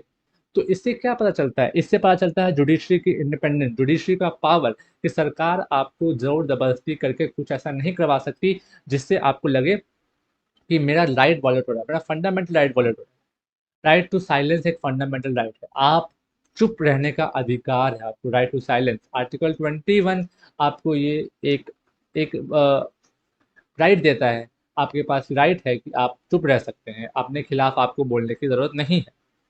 ठीक है। Right of accuse person, accuse person जो जैसे लगता है कि ये गुनाह, इसने गुनाह किया है, उसे अरेस्ट करके लाते हैं, तो उसके पास बहुत राइट्स हैं। राइट ऑफ अरेस्टेड पर्सन, वो देख सकता है कि जो पुलिस वाला ने उसे अरेस्ट किया है उसके पास बैच है कि नहीं, उसका नाम लिखा हुआ है उस बैच पे कि नहीं। ठीक है। उसे 24 घंटे के अंदर मजिस्ट्रेट के सामने पेश किया जाना चाहिए। 24 घंटे डिटेन होने के बाद उससे मजिस्ट्रेट के सामने पेश किया जाना चाहिए। तो ये सब बहुत सारे राइट्स उनको दिए गए हैं, और वो अपने लीगल एडवाइज़र से बात कर सकता है, वो अपने फ्रेंड्स एंड रिलेटिव से बात कर सकता है। ठीक है। तो ये सब बहुत सारे उसके राइट्स दिए गए हैं। ये राइट्स क्यों दिए गए? ये सब हम क्यों पढ़ रहे हैं? क्यों? क्योंकि जुडिशरी के इंडिपेंडेंस को बताता है ये बोलता है कि नहीं, सरकार के पास जितना भी पावर हो, लेकिन सरकार के पास इतना पावर नहीं है कि वो किसी किसी किसी को भी उठा के जेल में रख दे। तो जुडिशरी का क्या काम है? तो जुडिशरी यही करता है, जुडिशरी आपको इन सब चीज़ों से बचाता है कि आपके पास राइट है, आपके पास इतना सारा फंडामेंटल राइट है, आपके पास लीगल राइट है, आपको कोई टच नहीं कर सकता बिना मतलब के। ठीक है। तो एक केस है D K Basu versus state of West Bengal. इसमें भी वही यही था कि जो अरेस्टेड पर्सन है, सुप्रीम कोर्ट ने बहुत सारे गाइडलाइंस दी थी कि अरेस्टेड पर्सन के राइट्स बताए थे कि उन्हें 24 घंटे के ज़्यादा नहीं आप रख सकते, डिटेन नहीं कर सकते, उन्हें मजिस्ट्रेट के सामने पेश किया जाए। मजिस्ट्रेट के सामने पेश करने के बाद, उनके सामने प्रोड्यूस करने के बाद, मजिस्ट्रेट उसे रिमांड में भेज सकते हैं, चाहे वो पुलिस रिमांड में भेजें, चाहे जुडिशियल रिमांड में भेजें। ये भी बहुत अंतर है। कई आपने सुना होगा, जब पुलिस पुलिस क्या चाहती है? पुलिस चाहती है कि पुलिस रिमांड में भेजा जाए। इसका क्या मतलब है? पुलिस रिमांड मतलब कि पुलिस चाहती है कि मेरे पास आए, जेल में आए, मैं उसे मारूं, पीटूं, कुछ भी करूं। तो इसलिए पुलिस चाहती है कि जो भी कैदी हो उसे बुलाए कि वाओ मेरे पास आओ, हम इन्वेस्टिगेशन करना चाहते हैं आपके साथ। आप इन्वेस्टिगेशन के लिए आपका होना ज़रूरी है जेल में। ठीक। लेकिन अगर ऐसा केस नहीं है तो जो जुडिशरी होती है उसे जुडिशियल रिमांड में भेजी जाती है, मतलब जुडिशियल जेल में भेजा जाता है। वहाँ पे मारपीट नहीं होता है, वहाँ पे आप जेल में बंद रहेंगे, कैदी की तरह आप जेल में बंद रहेंगे। ठीक है। तो ये बहुत सारे, ये आपके पास राइट्स हैं, आपके पास बहुत सारे सेफगार्ड्स दिए हुए हैं आपको। तो जुडिशरी का ये इंडिपेंडेंस बताता है, जुडिशरी का बताता है कि ये एग्जीक्यूटिव या गवर्नमेंट इस पे हावी नहीं हो रहा है। जुडिशरी बिल्कुल आज़ाद है, बहुत ही ज़्यादा उसके पास फ्रीडम है। ठीक है। इंडिपेंडेंट इन नेचर है। ठीक है। तो ये हमने समझ लिया कि इंडिपेंडेंस ऑफ जुडिशरी कैसे। अब हम बात करते हैं इंटरप्रिटेशन बाय जुडिशरी। ठीक है। जुडिशरी इंटरप्रेट कर सकता है, जुडिशरी इंटरप्रेट करता है, जुडिशरी लॉ को समझता है। कॉन्स्टिट्यूशन मेकर्स ने लॉ किस हिसाब से बनाया था, उसका पर्पस क्या था, जुडिशरी उसको समझता है। हमारे पास बहुत तरह का इंटरप्रिटेशन होता है। Interpretation, literal interpretation, liberal interpretation. ठीक है। अब लिटरल इंटरप्रिटेशन और लिबरल इंटरप्रिटेशन क्या होता है? लिटरल इंटरप्रिटेशन, लिटरल मीनिंग मतलब कि आपने जो लिखा है आपको बस वही पढ़ना है, वही देखना है, वही पढ़ के आपको समझना है कि जो लिटरली क्या मतलब है इसका। एक होता है लिबरल इंटरप्रिटेशन। इसमें क्या होता है कि जो जजेस हैं वो अपने हिसाब से थोड़ा उससे इंटरप्रेट कर सकते हैं। लिबरल इंटरप्रिटेशन, उसे देखते हैं कि क्या जो हम इसे इंटरप्रेट कर रहे हैं, इससे मेरे जो सेक्शन है, ये जो आर्टिकल लिखा हुआ है, उसका पर्पस फुलफिल होता है या नहीं होता। अगर कुछ क्लियर नहीं दिया हुआ है तो उसका पर्पसिव इंटरप्रिटेशन करना है। पर्पस को देखना है कि पर्पस फुलफिल हो रहा है या नहीं हो रहा है। जो हम उसे इंटरप्रेट कर रहे हैं उससे पर्पस फुलफिल हो रहा है तो हम सही इंटरप्रेट कर रहे हैं, पर्पस फुलफिल नहीं हो रहा है तो हम सही इंटरप्रेट नहीं कर रहे हैं। तो जुडिशरी क्या करती है? इंटरप्रेट करती है, जुडिशरी सेक्शंस को इंटरप्रेट करती है, जुडिशरी हमारे फंडामेंटल राइट्स को इंटरप्रेट करती है। ठीक है। गार्जियन ऑफ फंडामेंटल राइट, हमारे पास फंडामेंटल राइट है, आर्टिकल 12 से लेकर 35 तक हमारे पास पूरा फंडामेंटल राइट है, जिनका गार्जियन जुडिशरी। कॉन्स्टिट्यूशनल कोर्ट्स है। कॉन्स्टिट्यूशनल कोर्ट्स कौन है? Supreme court and high court, जिनके पास जुडिशियल रिव्यू की पावर है। जुडिशियल रिव्यू क्या करता है? जुडिशियल रिव्यू में देखता है कि यार आपने वायलेट हो रहा है कि नहीं हो रहा। अगर वायलेट हो रहा है कोई फंडामेंटल राइट तो उसे स्ट्रक डाउन कर देगा। तो गार्जियन ऑफ फंडामेंटल राइट। ठीक है। अब हम ये गोल्डन ट्राइंगल क्या है, 14, 19 एंड 21, ये golden triangle. Right to equality, 19 है राइट फ्रीडम ऑफ फ्रीडम, जो फ्रीडम का पूरा equality, freedom of movement, freedom of assembly, association, ये सब जो है फ्रीडम ऑफ स्पीच, वो 19 में फॉल करता है। तो 14 equality, 19 speech and expression, and 21 right to life. तो ये गोल्डन ट्राइंगल है। इस चीज़ को, ये गोल्डन ट्राइंगल 14, 19 एंड 21 को आपको वायलेट नहीं करना है। कोई भी काम अगर आपके इक्वालिटी पर वायलेट करता है तो भी वो शट डाउन हो जाएगा। Freedom of speech and expression को अगर दाबता है, वो ख़त्म करता है, कर्टल करता है, तो भी वो ख़त्म हो जाएगा। और राइट टू लाइफ तो बहुत इंपॉर्टेंट है। राइट टू लाइफ में इंसान का बर्थ राइट होता है, कुछ जन्म से ही आपके साथ राइट टू लाइफ जुड़ जाते हैं सब। आपको फ्रेश एयर, ये भी एक राइट टू लाइफ है। Fresh environment, right to life है। आप ट्रैवल कर सकते हैं अब्रॉड। बहुत सारे केसेस हुए, Maneka Gandhi versus Union of India, Bombay municipal corporation case, जिसमें उल्गा चालीस versus Bombay municipal corporation case, इसमें राइट टू लाइवलीहुड। ठीक है, Maneka Gandhi, right to move abroad, आप कहीं भी जा सकते हैं, आप कहीं भी घूम सकते हैं, लाइवलीहुड का right. MC Mehta versus Union of India, right to clean environment, environment का राइट। तो आपके पास सब है, मतलब राइट टू साइलेंस है, राइट टू एनवायरनमेंट है, राइट टू लाइफ है, राइट टू हेल्थ है, राइट टू एजुकेशन। तो बहुत सारे राइट्स हैं आपके पास। तो एजुकेशन के लिए राइट है, उसमें मोनीजन केस था, उसमें भी हमने देखा कि बहुत सारे राइट्स आपको दिए गए, राइट टू एजुकेशन, बहुत सारे राइट्स हम आपके पास है। तो आर्टिकल 14, 19, 21 एक गोल्डन ट्राइंगल बनाता है, जिसमें जिसमें वो बताता है कि आपको अगर ये वॉयलेट हो रहा है तो जुडिशरी उसे देखता है कि आपका 14, 19, 21 वॉयलेट नहीं होना चाहिए। तो इससे हमें जुडिशरी के इंडिपेंडेंस की बात समझ में आती है। अब हम बात करते हैं role of Indian judiciary. Indian judiciary का रोल क्या है? सुप्रीम कोर्ट का रोल, तो role as adjudicator and interpreter. तो सुप्रीम कोर्ट का role as adjudicator and interpreter. ठीक है, तो सुप्रीम कोर्ट एक एडजुडिकेटर, एडजुडिकेटर का मतलब क्या होता है? वो एक मीडिएटर की तरह काम करता है कि आपको क्या सॉल्व कर, दो दो पार्टी के बीच में डिस्प्यूट है तो एडजुडिकेट करता है। वो चाहता है कि जितना जल्दी से जल्दी डिस्प्यूट रिजोल्यूशन। ठीक है, तो सुप्रीम कोर्ट का ये रोल है। इंटरप्रेटर, इंटरप्रेटर अभी हमने वापस से पीछे भी पढ़ा था। इंटरप्रेटर मतलब जो इंटरप्रेट करते हैं, वो देखते हैं कि कॉन्स्टिट्यूशन मेकर ने किस पर्पज से ये सेक्शन बनाया, किस पर्पज से ये आर्टिकल बनाया, तो वो इसे समझते हैं और वो तब उसे इंटरप्रेट करके जजमेंट देते हैं। जुरिस्डिक्शन अगर हम समझे सुप्रीम कोर्ट का, तो आर्टिकल 131 है ओरिजिनल जुरिस्डिक्शन। ओरिजिनल जुरिस्डिक्शन, अब ओरिजिनल जुरिस्डिक्शन है क्या? मतलब ओरिजिनली सुप्रीम कोर्ट में केस कब जाएगा? अपील तो जाती है सुप्रीम कोर्ट में, लोअर कोर्ट से हाई कोर्ट, हाई कोर्ट से सुप्रीम कोर्ट, लेकिन ओरिजिनली पहली बार सुप्रीम कोर्ट में केस कब जाएगा?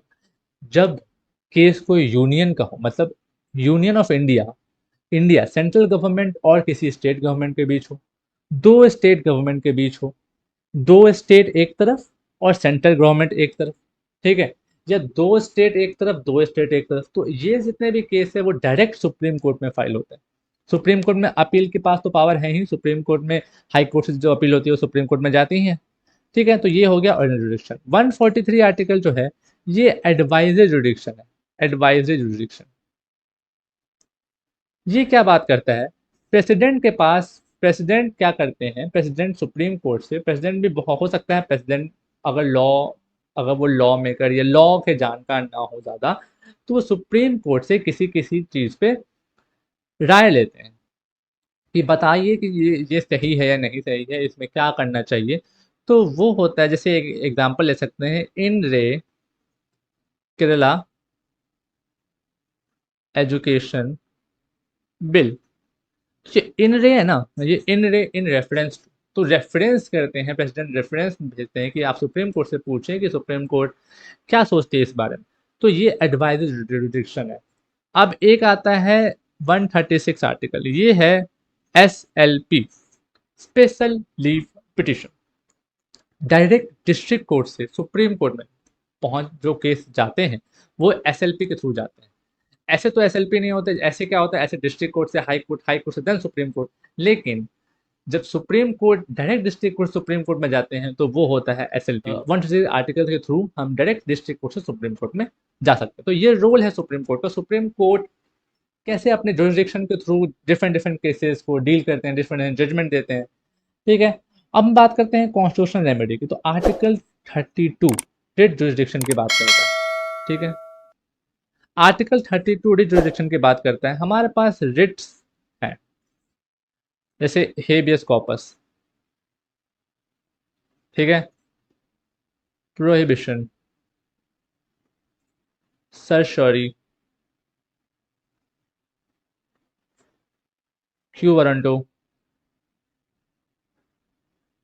और मैंडमस। तो हमारे पास इतने सारे रिट हैं, हमारे पास एक दो तीन चार पांच रिट हैं। जो ये रिट्स हम लगाते हैं और तब हम देखते हैं कि अगर कोई भी फंडामेंटल राइट हमारा वॉयलेट होता है तो हम रिट के थ्रू अपने रेमेडी को लेते हैं। तो वही रेमेडी आर्टिकल 32 और आर्टिकल 226 के से हम लोग ले सकते हैं। हम आर्टिकल 32 इन सुप्रीम कोर्ट, आर्टिकल 226 इन हाई कोर्ट, हम उसे अप्लाई करके हम एक रेमेडी ले सकते हैं। कॉन्स्टिट्यूशनल रेमेडीज वही होते हैं। अब हम बात करते हैं पब्लिक इंटरेस्ट लिटिगेशन, पीआईएल के बारे में। तो पीआईएल एक नया कॉन्सेप्ट, एक नया कॉन्सेप्ट है। पीआईएल नया कॉन्सेप्ट था। अब तो जस्टिस पीएन भगवती ने पीआईएल को बनाया। इन्हें फादर ऑफ पीआईएल हम लोग बोलते हैं। जब केस हुआ हुसैन खातून वर्सेस स्टेट ऑफ बिहार, उस एप्लीकेशन को इन्होंने as a PIL public interest litigation माना और तब से ये पब्लिक इंटरेस्ट लिटिगेशन का जो ट्रेंड है वो चलते आ रहा है। पीआईएल का कैरेक्टरिस्टिक क्या है? हम एडवर्सरियल जुडिशल सिस्टम में रहते हैं, जो हम लोग पीछे पढ़े हैं, हम लोग पढ़ा है हमने। एडवर्सरियल जुडिशल सिस्टम क्या होता है? उसमें एक पार्टी और दो दो पार्टी होते हैं। एक पार्टी केस करता है, दूसरी पार्टी आती है डिफेंस करती है। तो ये हम लोग वो देख रहे हैं। लेकिन पीआईएल में क्या होता है? पीआईएल में थर्ड पार्टी, कोई भी third party, interested party, uninterested party भी कर सकती है। अगर उनको लगता है कि लार्ज नंबर ऑफ पीपल इससे अफेक्ट हो रहे हैं तो कोई भी पार्टी, कोई भी इंडिविजुअल आके पीआईएल फाइल कर सकता है उस मैटर पे। ठीक है, तो जैसे 377 पे पीएल फाइल, ये बहुत सारे केसेस पे पीएल फाइल होती है और वो सुप्रीम कोर्ट और हाई कोर्ट में फाइल होती है। तो वो पब्लिक इंटरेस्ट लिटिगेशन, मतलब अगर इसको देखा जाए पब्लिक के इंटरेस्ट में अगर कोई लिटिगेशन हो रहा है, मतलब एज अ मास की लिटिगेशन, जनरल इंटरेस्ट की बात है यहाँ पे, तो पीएल जनरल इंटरेस्ट की बात करते हैं। और तो हमने समझ लिया कि पीएल है क्या, पीएल किसने बनाया, पीएल कैरेक्टरिस्टिक क्या है। आर्टिकल 32 और 226 में पीआईएल फाइल होती है, एज ए रिट फाइल होती है। ठीक है, तो ये हमने समझ लिया। अब हम बात करते हैं role of high court. Role of high court, तो हाई कोर्ट भी सेम चीज है। हाई कोर्ट भी एक कॉन्स्टिट्यूशनल कोर्ट है। हाई कोर्ट भी कॉन्स्टिट्यूशनल कोर्ट है। हाई कोर्ट हाईएस्ट कोर्ट है, सुप्रीम हाईएस्ट कोर्ट है इन स्टेट। हाई कोर्ट के पास भी पीआईएल की पावर है। मतलब हाई कोर्ट में भी हम पीआईएल फाइल कर सकते हैं। रिट जुरिडिक्शन भी है हाई कोर्ट का। हाई कोर्ट में रिट पिटीशन भी फाइल किया जा सकता है। पांचों रिट हम हाई कोर्ट में फाइल कर सकते हैं और हाई कोर्ट में रिट देख के, रिट के थ्रू हम अपने फंडामेंटल राइट के वायलेशन को रोक सकते हैं। ठीक है, अब हम एक एक क्वेश्चन के साथ हम इसे देखते हैं कि who jurisdiction is more, SC और एचसी। तो सुप्रीम कोर्ट का जुरिडिक्शन ज़्यादा है या हाई कोर्ट जुरिडिक्शन ज़्यादा है? तो इसका आंसर है कि हाई कोर्ट का जुरिडिक्शन ज़्यादा है। क्यों? हम सुप्रीम कोर्ट में सिर्फ कॉन्स्टिट्यूशनल मैटर्स पे रिट फाइल कर सकते हैं, सिर्फ कॉन्स्टिट्यूशनल केस के लिए, कॉन्स्टिट्यूशनल रेमेडी के लिए फाइल कर सकते हैं। लेकिन हाई कोर्ट का एम्बिट थोड़ा ज़्यादा बड़ा है। हाई कोर्ट में अगर हम लीगल राइट के लिए भी, कोई मेरा लीगल राइट का वॉल्यूशन होता है तो उसके लिए भी हम हाई कोर्ट जा सकते हैं। तो सुप्रीम कोर्ट में सिर्फ कॉन्स्टिट्यूशनल राइट के वॉल्यूशन के लिए, लेकिन हाई कोर्ट में हम लीगल राइट के वॉल्यूशन के लिए भी जा सकते हैं। अब हम बात करते हैं role of lower judiciary. Role of lower judiciary का बहुत बड़ा रोल है। जहाँ हम लोग पढ़ते आ रहे हैं, जहाँ हम लोग समझते आ रहे हैं कि लोअर जुडिशरी में ही वो फर्स्ट इंस्टेंस कोर्ट है, वहीं पे सबसे पहले केस फाइल होता है। वहीं पे केस फाइल होने के बाद वहाँ पे आपको एविडेंस लिया जाता है, आपको विटनेस को बुलाया जाता है, विटनेस को सम्मन किया जाता है कि आइए, आपसे हम सवाल पूछेंगे। उनका एग्जामिनेशन होता है, एग्जामिनेशन चीफ, क्रॉस एग्जामिनेशन भी होता है। ठीक है, तो विटनेस को बुला के उनसे पूछताछ की जाती है, सारे एविडेंसेस लिए जाते हैं, सबको ध्यान से ऑब्जर्व किया जाता है, तब जाके जजमेंट दिया जाता है। तो लोअर कोर्ट का सबसे बड़ा रोल है, क्योंकि वो सारे एविडेंस को कलेक्ट करते हैं। वो एविडेंस कलेक्ट करके जजमेंट दे के अगर अपील होती है तो हाई कोर्ट को भेज देता है। हाई कोर्ट उसे देखती है। हाई कोर्ट को लगता है कि वो और एविडेंस चाहिए तो हाई कोर्ट भी एविडेंस मंगवा सकती है। उसके बाद वो सुप्रीम कोर्ट को भेजती है। सुप्रीम कोर्ट का भी सेम प्रोसीजर है, लेकिन जो फर्स्ट इंस्टेंस का कोर्ट है जहाँ पे केस फाइल होता है वो लोअर कोर्ट है। तो लोअर कोर्ट का एक अपना रोल है, लोअर कोर्ट का एक अपना इंपॉर्टेंस है हमारे इंडियन जुडिशरी सिस्टम। ठीक। अब हम बात करते हैं independence and impartiality of Indian judiciary. Judiciary का इंडिपेंडेंस, इम्पार्शलिटी, हम लोग बार बार बात करते हैं कि जुडिशरी कितना इंडिपेंडेंट है। आर्टिकल 50 बोलता है कि एग्जीक्यूटिव और जुडिशरी को अलग अलग करने के लिए। तो एग्जीक्यूटिव अलग, जुडिशरी अलग, जिससे क्या होगा, उन वो ज़्यादा अच्छे से काम कर पाएंगे। वो बिना किसी दबाव के काम कर पाएंगे, बिना किसी हेजिटेशन के काम कर पाएंगे। उन पर कोई भी लाइबिलिटी नहीं रहेगी, अकाउंटेबिलिटी नहीं रहेगी किसी सरकार की कि सरकार ने बोला है कि आपको ऐसा करना है। तो जुडिशरी को इंडिपेंडेंट होना बहुत ज़रूरी है, तभी वो इम्पार्शल तरीके से, अनबायस तरीके से काम कर सकती है। ठीक है। तो इसको देखने के लिए हम एक ये देख सकते हैं, ये जो प्रोविजंस रिलेटेड में जजेस हैं, इससे हम समझ जाएंगे कि जुडिशरी कितने इम्पार्शल है। टेन्योर ऑफ जजेस, जज का जो टेन्योर है वो 65 फॉर सुप्रीम कोर्ट है एंड 62 फॉर हाई कोर्ट। ठीक है। उनका टेन्योर है वो 5 साल का नहीं होता, उनका टेन्योर कोई घटा नहीं सकता, उनका टेन्योर को बढ़ा नहीं सकता।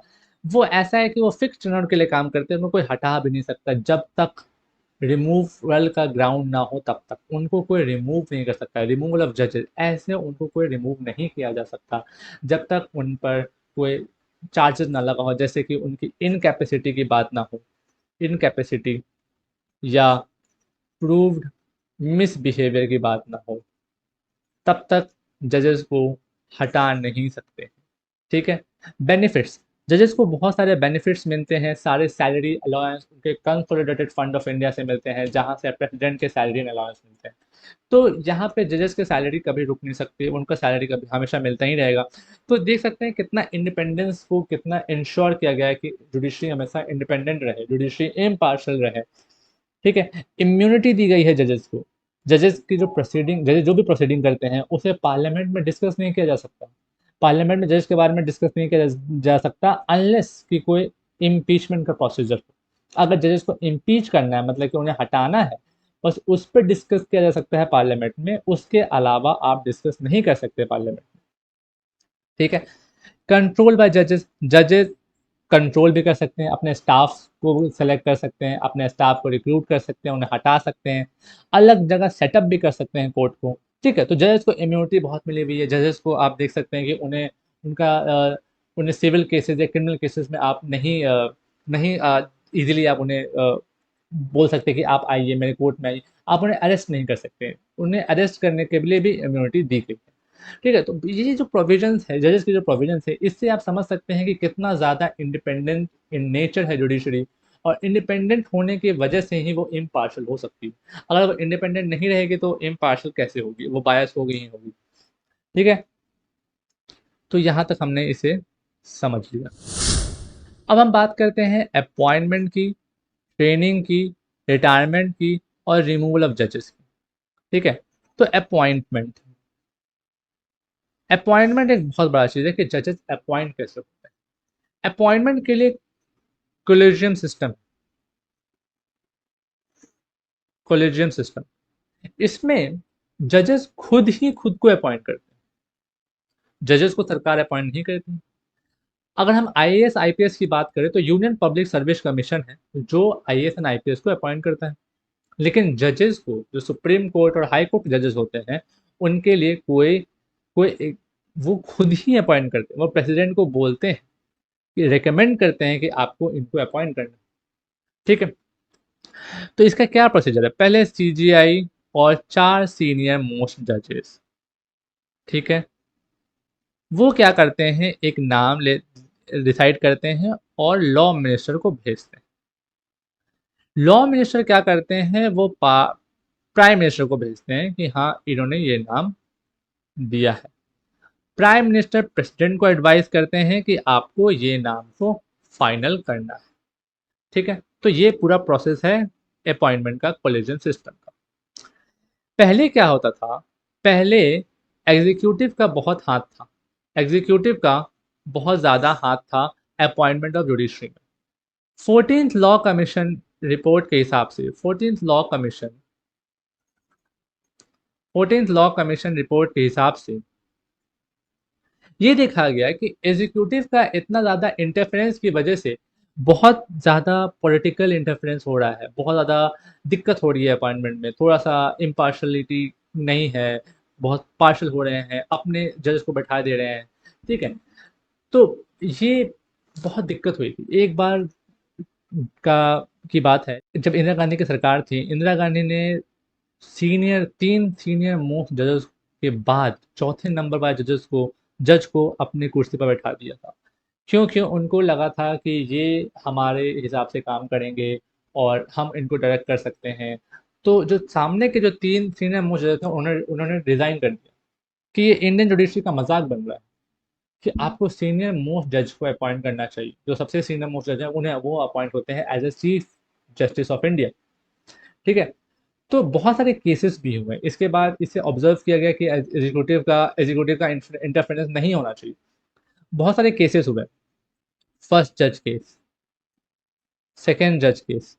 इसमें क्या था, फर्स्ट जज केस में ये बोला गया कि प्रेसिडेंट जो है वो कर सकते हैं, प्रेसिडेंट कंसल्टेशन को ठुकरा सकते हैं। अगर सीजीआई ने कोई कंसल्टेशन दिया, मतलब सीजीआई ने कोई रिकमेंड किया, तो प्रेसिडेंट लाइबल नहीं है उस रिकमेंडेशन को लेने के लिए। लेकिन सेकेंड जज केस में उसे बोल दिया गया कि नहीं, प्रेसिडेंट लाइबल है, वही चीज लेंगे जो जो सीजीआई ने उन्हें रिकमेंड किया है। तो यहाँ पे इस केस में कंसल्टेशन जो है ये इज इक्विवेलेंट टू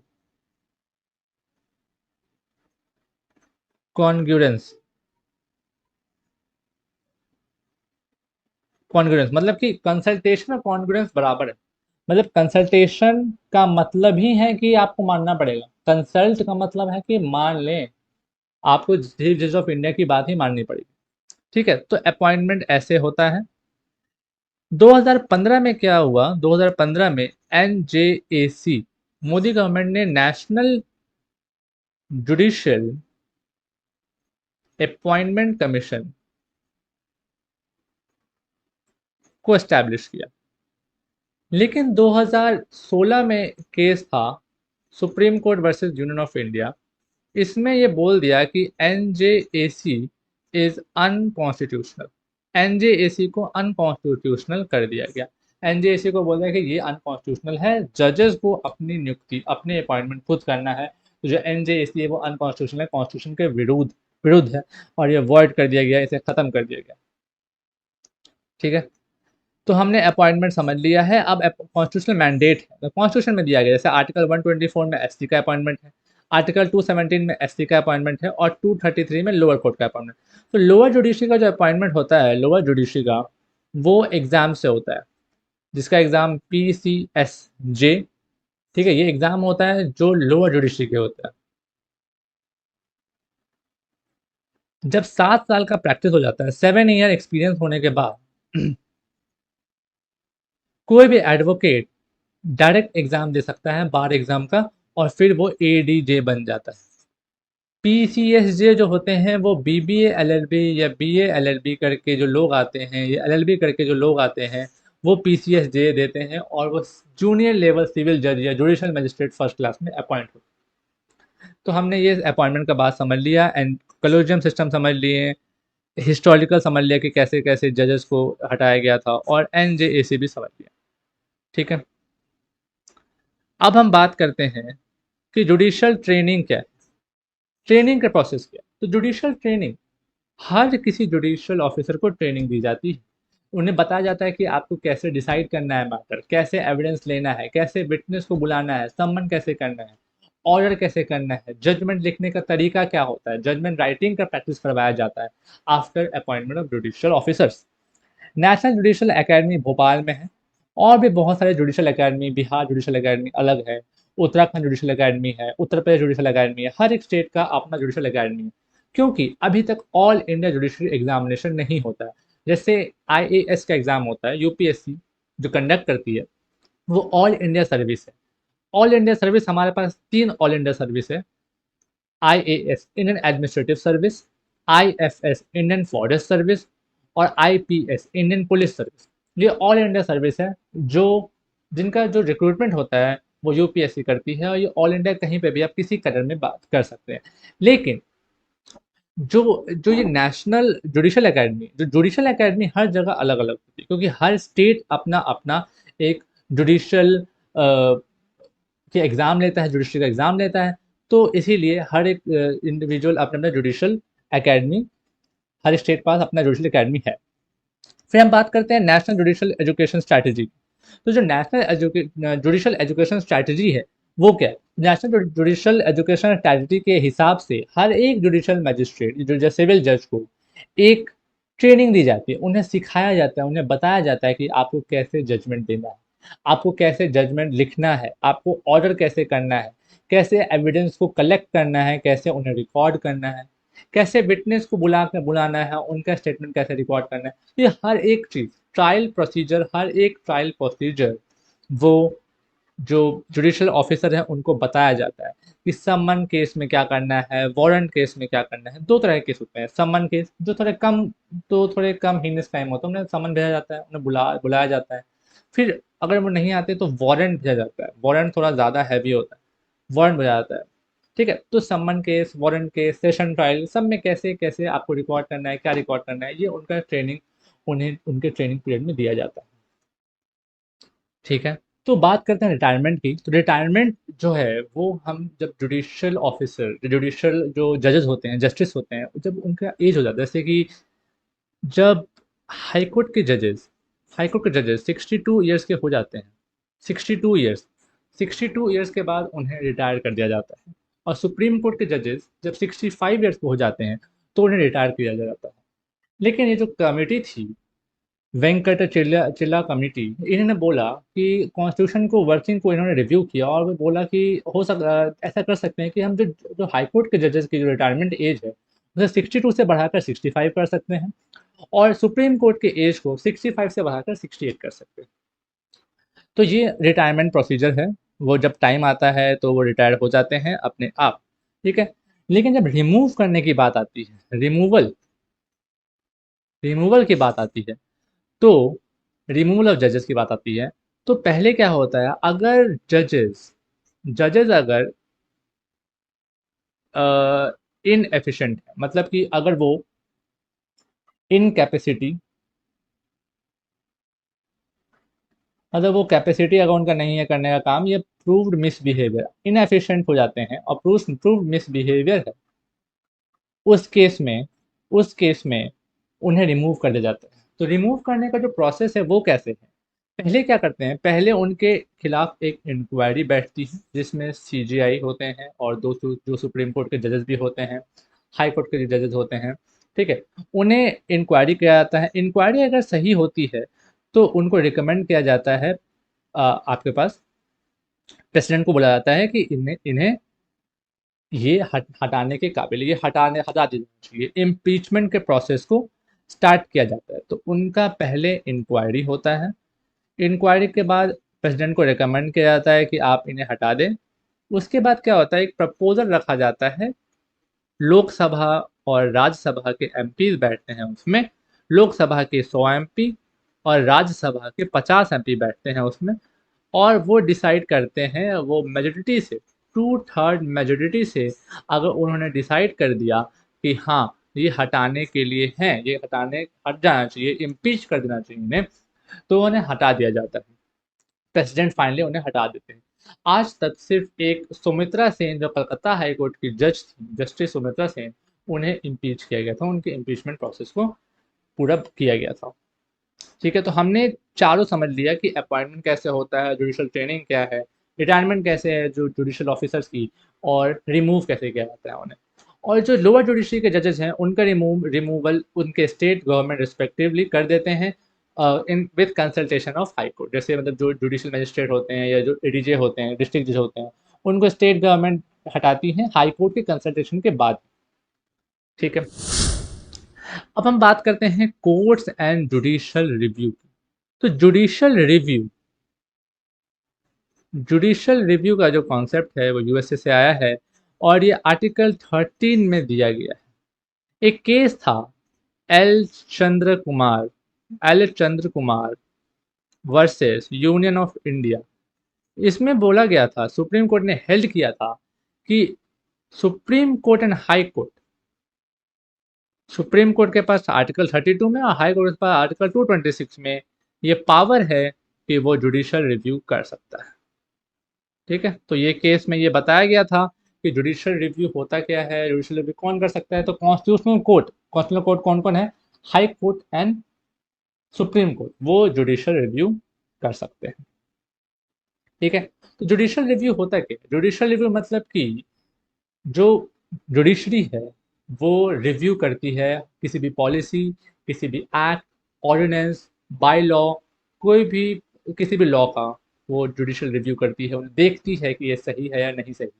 अगर ये कॉन्स्टिट्यूशन के इनकंसिस्टेंट होता है, कॉन्स्टिट्यूशन से अलग होता है, कॉन्स्टिट्यूशन के किसी भी प्रोविजन को वायलेट करता है, बेसिकली पार्ट 3 को वायलेट करता है, फंडामेंटल राइट्स को वायलेट करता है, तो उसे हटा दिया जाता है, उसे वॉइड करार दिया जाता है कि आप वॉइड हैं। तो फंडामेंटल राइट का वायलेशन नहीं होना चाहिए, कोई भी ऐसा लॉ बने वो आर्टिकल 12 से लेकर 37 तक के किसी भी प्रोविजन, किसी भी आर्टिकल को वॉयलेट नहीं करना चाहिए। ठीक है, तो ये जुडिशियल रिव्यू की बात आती है। जुडिशियल रिव्यू है क्या, हमने समझ लिया है। Separation of power, doctrine of separation of power हम लोग समझते आए हैं। Doctrine of separation of power ensure that each branch has distinct power and responsibility based on organisation scheme of our constitution. हर एक पार्ट के पास अपना एक डिस्टिंक्ट पावर है, अपना एक डिस्टिंक्ट काम है, रिस्पॉन्सिबिलिटी है। जैसे कि जुडिशरी के अपना काम है, अपने रोल्स हैं जो हमने हमने देखे कि रोल्स क्या क्या जुडिशरी के।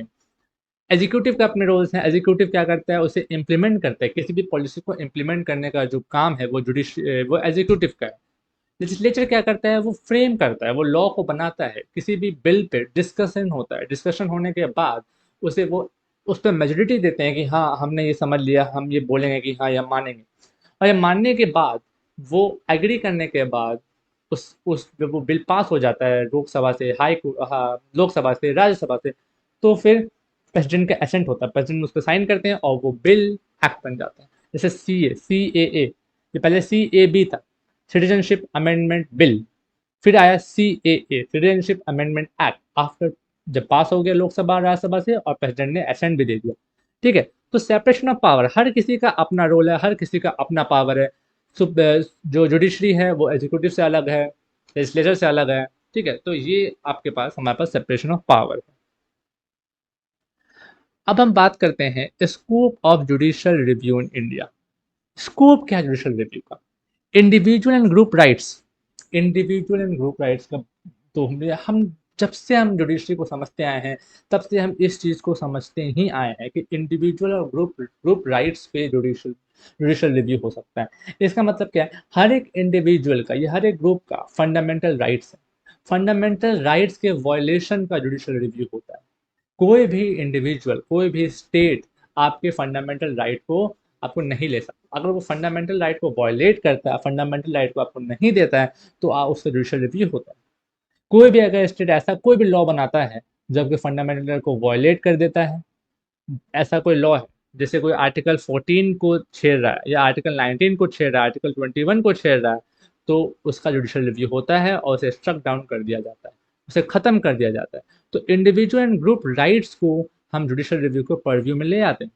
कोई फंडामेंटल राइट्स का वॉयलेशन नहीं हो सकता, उसके लिए जुडिशरी है, जुडिशरी उसे देखेगी, समझेगी कि हाँ अगर इसमें फंडामेंटल राइट का वॉयलेशन हो रहा है तो उसे हटा दिया जाएगा। बहुत सारे ऐसे केस हैं, बहुत सारे ऐसे केस हैं जिसमें ये देखा गया कि नहीं ऐसा लॉ नहीं होना चाहिए।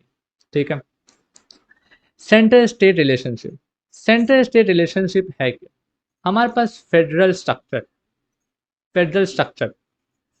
फेडरल स्ट्रक्चर में हम लोग ये देख रहे हैं कि सेंटर का अलग है और स्टेट का अलग स्ट्रक्चर।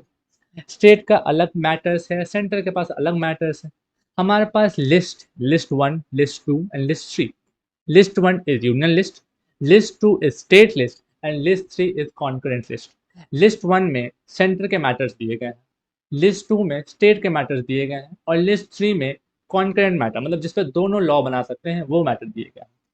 बट ऐसा भी सिचुएशन है, ऐसा भी केसेस है जिसमें सेंटर स्टेट के मैटर्स पे लॉ बना सकते हैं, लेकिन वे बहुत एक्सेप्शनल केस होते हैं। जब वो नेशनल इंपॉर्टेंस की बात आती है, नेशनल इंटरेस्ट की बात आती है, तभी सेंटर स्टेट के मैटर्स पे लॉ बना सकते हैं। लेकिन ऐसे बिल्कुल हार्मनी के साथ, मतलब एक हार्मोनियस कंस्ट्रक्शन होना चाहिए, सेंटर और स्टेट के बीच में हार्मनी होना चाहिए। कोई एक दूसरे के लिस्ट में नहीं घुसेगा, कोई एक दूसरे के मैटर्स में नहीं घुसेगा, सेंटर स्टेट पर लॉ नहीं बनाएगी या स्टेट सेंटर के पर लॉ नहीं बनाएगा। तो इसीलिए तो ये जुडिशियल रिव्यू यहाँ पर भी काम आता है। अगर कोई सेंटर कोई ऐसा मैटर पे लॉ बनाने लगी जो स्टेट मैटर है, तो स्टेट के का राइट्स का वॉल्यूशन हो रहा है, तो जुडिशियल रिव्यू यहाँ पे जुडिशियल रिव्यू काम आती है। कोर्ट देखेगा कि ऐसा कोई मैटर है जिस पे सेंटर ने लॉ बनाया जो कि स्टेट का मैटर ऑलरेडी है, तो इसको वो वॉयलेट कर रहा है, तो उसे वो वॉइड कर देगा, वो उसे वैलिड नहीं करेगा, वो उसे खत्म कर देगा उस चीज़ को। ठीक है, तो ये सेंटर स्टेट रिलेशनशिप हम समझ गए। अब हम देखते हैं फेयरनेस इन एग्जीक्यूटिव एक्शन। एग्जीक्यूटिव एक्शन क्या होता है? एग्जीक्यूटिव का एक्शन, ब्यूरोक्रेसी का एक्शन, उन पर उनका भी एक्शन को फेयर होना चाहिए। कोर्ट बहुत सारे एक्शन को खत्म कर देती है। कहीं पे सरकार ने इंजंक्शन लगा दिया। इंजंक्शन मतलब होता है रोक लगा दी, स्टे लगा दी। अब स्टे लगा दिया तो अगर समझेगी जुडिश समझेगी कि अगर ये स्टे सही है तो वो मानेगी। अगर उसने बोल लगा कि ये स्टे नहीं सही है, आपको स्टे नहीं लगाना है, तो जुडिशरी उस स्टे को हटा सकती है। अगर किसी को अरेस्ट करना है या किसी को भी जैसे कोई स्कूल है या कोई ऐसा कोई ऑर्गेनाइजेशन है जिसे बंद करना, आप सरकार आई, सरकार के पुलिस आए, आईएएस आए, सब आके उसे डीएम डीएम ने उसे बंद कर दिया। अब हमने क्या किया, हमने कोर्ट में अर्जी डाली, कोर्ट में एप्लीकेशन डाला कि ये गलत बात है, सरकार ऐसे नहीं बंद कर सकती इसे। तो उसे फिर से जुडिशरी देखेगी, अगर सही में ऐसा है कि सरकार नहीं बंद कर सकती है तो वो खुल जाएगा। मतलब एग्जीक्यूटिव एक्शन पे भी जुडिशियल रिव्यू, एग्जीक्यूटिव एक्शन पे भी कोर्ट का एम्बिट है। वो कोर्ट उसे देखेगी कि ये फेयर है कि नहीं, अगर वो फेयर है, रीजनेबल है, तभी तभी वो सिर्फ जुडिशरी उस चीज़ को देख सकता है, उस चीज़ को समझेगा कि हाँ अगर फेयर है तो सही है, नहीं फेयर है तो आप ये एक्शन को एग्जीक्यूट नहीं कर सकते, आपको हटाना पड़ेगा इस एक्शन को। ठीक है, अब हम बात करते हैं कुछ डॉक्ट्रिन्स की। डॉक्ट्रिन ऑफ रीजनेबलनेस क्या? डॉक्ट्रिन ऑफ रीजनेबलनेस नाम से देख रहे हैं, रीजनेबल होना चाहिए, आर्बिट्रेरी नहीं होना चाहिए। आर्बिट्रेरी मींस कि अपने मन से कुछ भी नहीं कर सकते, आप कोई भी लॉ नहीं बना सकते अपने मन से कि कोई भी आए और कुछ भी लॉ बना के चले गए। नहीं, आर्बिट्रेरी नहीं होना चाहिए, आपका रीजनेबलनेस होना चाहिए, रीजनेबल लॉ होना चाहिए। जो एक प्रूडेंट इंसान, प्रूडेंट मतलब कि जो जिसके पास दिमाग है, जो सोच समझने की शक्ति है, अगर वो इंसान को लगता है कि हाँ ये सही है तो ये रीजनेबल है। वो सोच समझ की शक्ति जिस इंसान को उसको लग रहा है कि नहीं ये रीजनेबल नहीं है, कुछ तो गलत है इसमें, तो वो रीजनेबल नहीं है। तो डॉक्ट्रिन ऑफ रीजनेबलनेस को फॉलो करना है आपको। नेक्स्ट बात करते हैं डॉक्ट्रिन ऑफ प्रोपोर्शनलिटी।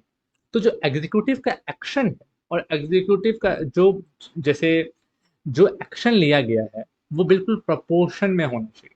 जैसे किसी इंडिविजुअल में कोई ऐसा काम किया और उस पर एग्जीक्यूटिव में उस पर एक्शन लिया, एक्शन प्रोपोर्शन में होना चाहिए।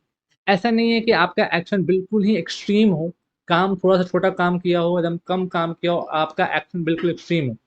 अगर ऐसा नहीं है कि घर से इतना दूर इंच आगे बढ़ा के उसने रोड पर अपना एक नाला बना लिया, या उसने कुछ कोई कोई अपना उसने कुछ थोड़ा सा बिल्डिंग को आगे कर दिया, तो आप पूरा का पूरा बिल्डिंग तोड़ देंगे? नहीं, ऐसा नहीं कर सकते। आपको सिर्फ और सिर्फ वो नाले को तोड़ना है या सिर्फ उस छज्जे को तोड़ना है जो उसका रोड पे है। तो उस पूरे बिल्डिंग को नहीं तोड़ सकते आप। तो डॉक्ट्रिन ऑफ प्रोपोर्शनलिटी, आपको उस प्रोपोर्शन में ही काम करना है जिस प्रोपोर्शन में उसने ये क्राइम या उसने कोई भी ऑफेंस किया है, उस प्रोपोर्शन में ही आपको एक्शन करना है। Doctrine of legitimate expectation. Legitimate expectation का मतलब है कि एडमिनिस्ट्रेटिव एक्शंस को कैसे जुडिशरी सॉल्व करती है। तो doctrine of reasonableness, doctrine of proportionality और doctrine of legitimate expectation, administrative को अब्यूज ऑफ पावर नहीं करना, अब्यूज ऑफ पावर नहीं कर सकती जो एग्जीक्यूटिव है। जैसे ब्यूरोक्रेट्स अपने पावर का मिसयूज नहीं कर सकते। जुडिशरी की नज़र है उस पर कि आपको लेजिटिमेट करना है, आपको जो भी करना है नाजायज़ नहीं करना है, आपको जायज़ काम करना है। ठीक है, तो ये हमने समझा जुडिशियल रिव्यू का स्कोप, जुडिशियल रिव्यू कैसे है, कितना इसके क्या, बहुत सारे डॉक्ट्रिन समझे। ठीक है, अब हम बात करते हैं बेसिक स्ट्रक्चर की। बेसिक स्ट्रक्चर जुडिशियल रिव्यू एक बेसिक स्ट्रक्चर है, इसे हम अमेंड नहीं कर सकते। हमारे पास कॉन्स्टिट्यूशन को अमेंड करने की पावर, कॉन्स्टिट्यूशन अमेंड हो सकता है, आर्टिकल 368 में पावर दिया गया है कॉन्स्टिट्यूशन को अमेंड करने की। लेकिन जुडिशियल रिव्यू को हम अमेंड नहीं कर सकते क्योंकि वो बेसिक स्ट्रक्चर। हमने बहुत सारे केस में देखा है, Keshavananda Bharati versus Union of state of Kerala में है, Keshavananda Bharati versus state of Kerala है, उसमें ये बोला गया है कि आप हर किसी चीज़ को अमेंड कर सकते हैं लेकिन बेसिक स्ट्रक्चर को आप छेड़छाड़ नहीं कर सकते। कॉन्स्टिट्यूशन का बेसिक स्ट्रक्चर प्रियम्बल, अगर प्रियम्बल में दिया गया है कि जस्टिस होना चाहिए, जस्टिस होना चाहिए इकोनॉमिकली, पॉलिटिकली, सोशली, अगर आप इस सब चीज़ को ही हटा देंगे, सेकुलरिज्म दिया गया है प्रियम्बल में, सॉवरेनिटी दिया गया है, डेमोक्रेटिक दिया गया है, अगर इन सब चीज़ों को ही आप हटा देंगे अपने कॉन्स्टिट्यूशन से, तो बेसिक स्ट्रक्चर को हटा रहे हैं आप बेसिक स्ट्रक्चर को नहीं हटा सकते, आप इक्वालिटी के प्रोविजन को नहीं हटा सकते, आप एक फ्रीडम ऑफ स्पीच को नहीं हटा सकते, आप उसे अमेंड नहीं कर सकते, उन्हें छेड़छाड़ नहीं किया जा सकता।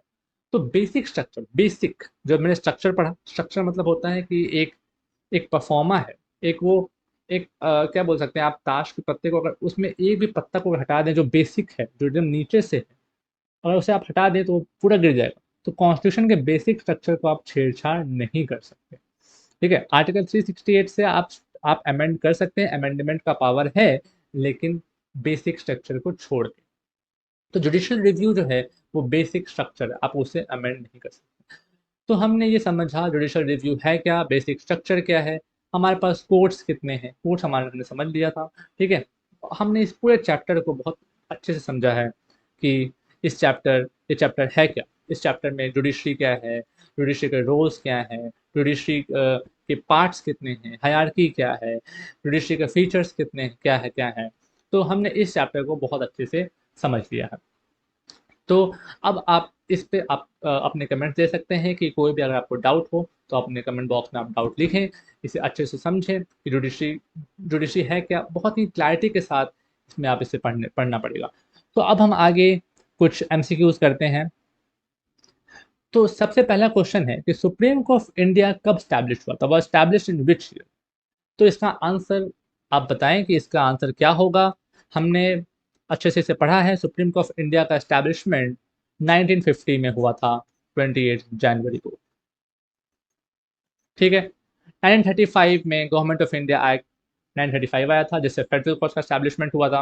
1942 quit India movement, 1947 Indian independence, जब हम लोग आज़ाद हुए थे, इंडियन इंडिपेंडेंस एक्ट 1947 आया था तब। दूसरा क्वेश्चन करते हैं, ये है इंडिया के पास कितने हाई कोर्ट हैं, India consist of how many high court. India consist of 25 high court. हमने ये पढ़ा था कि बहुत सारे स्टेट में दो हाई कोर्ट, दो स्टेट को भी एक हाई कोर्ट दिया गया है, तो India consist of 25 high courts. इसके बाद हम देखते हैं कि एक constitutional bench comprise of how many जजेस, एक कॉन्स्टिट्यूशनल बेंच कितने जजेस कंप्राइज कर सकता है। तो कॉन्स्टिट्यूशनल बेंच में 5 या 5 से ज़्यादा जजेस अगर बैठते हैं, 5 और मोर, तभी उसे कॉन्स्टिट्यूशनल बेंच कहा जाएगा। ठीक है, नहीं तो उसे कॉन्स्टिट्यूशनल बेंच नहीं कहा जाएगा। उसने बाकी बाकी 5 या 5 से ज़्यादा जजेस होंगे तभी उसे कॉन्स्टिट्यूशनल बेंच कहा जाएगा। बात करते हैं who is the present attorney general of India. ये हम अपने लेक्चर के साथ भी किया है हमने। के वेणुगोपाल अभी हमारे अटॉर्नी जनरल ऑफ इंडिया है, एजीआई। ठीक है, जब तक प्रेसिडेंट का प्लेजर रहता है एजीआई, तब तक अपने पोस्ट पर बने रहते हैं। ठीक है, अब हम बात करते हैं which article of Indian constitution discuss the general concept of equality. General concept of equality कौन बताता है, आर्टिकल 14, राइट टू इक्वालिटी। ये जनरल कॉन्सेप्ट ऑफ इक्वालिटी बताता है। 15 क्या बोलता है, 15 बोलता है कि आप सेक्स, कास्ट, रिलीजन, इस पर डिस्क्रिमिनेट नहीं कर सकते हैं। 16 बोलता है कि आप ऑक्यूपेशन, मतलब जो आप एम्प्लॉयमेंट में नहीं कर सकते, एम्प्लॉयमेंट में आप नहीं कर सकते कोई डिस्क्रिमिनेशन।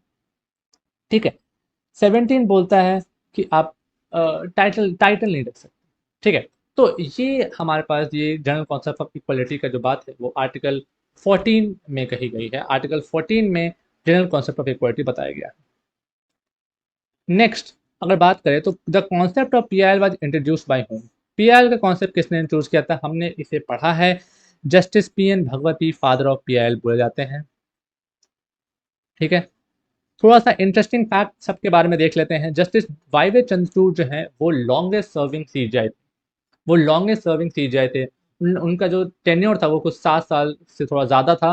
वो लॉन्गेस्ट सर्विंग सीजीआई थे। Justice H J Khanna Kania, जैसे एच जे कानिया जो है वो फर्स्ट सीजीआई ऑफ इंडिया थे, हमारे first CJI of India H J Kania थे। दीपक मिश्रा ये हमारे फॉर्मर फॉर्मर सीजीआई ये भी थे। अभी एन वी रमन्ना है, इससे पहले जस्टिस रंजन गोगोई थे और उससे पहले जस्टिस दीपक मिश्रा। ठीक, अब बात करते हैं which article of Indian constitution provide mechanism of amendment of constitution. हमने इसे अभी जस्ट पढ़ा है। आर्टिकल 368 बात करता है इंडियन कॉन्स्टिट्यूशन के अमेंडमेंट की बात करता है। ठीक है, तो thank you so much students, आप इस चैप्टर को अच्छे से पढ़ें। ये चैप्टर 1 है जुडिशरी, और आपको जो भी डाउट्स हो आप कमेंट बॉक्स में आप इसे डालें, मैं उन्हें ज़रूर सॉल्व करूँगा। Okay, thank you so much, thank you very much.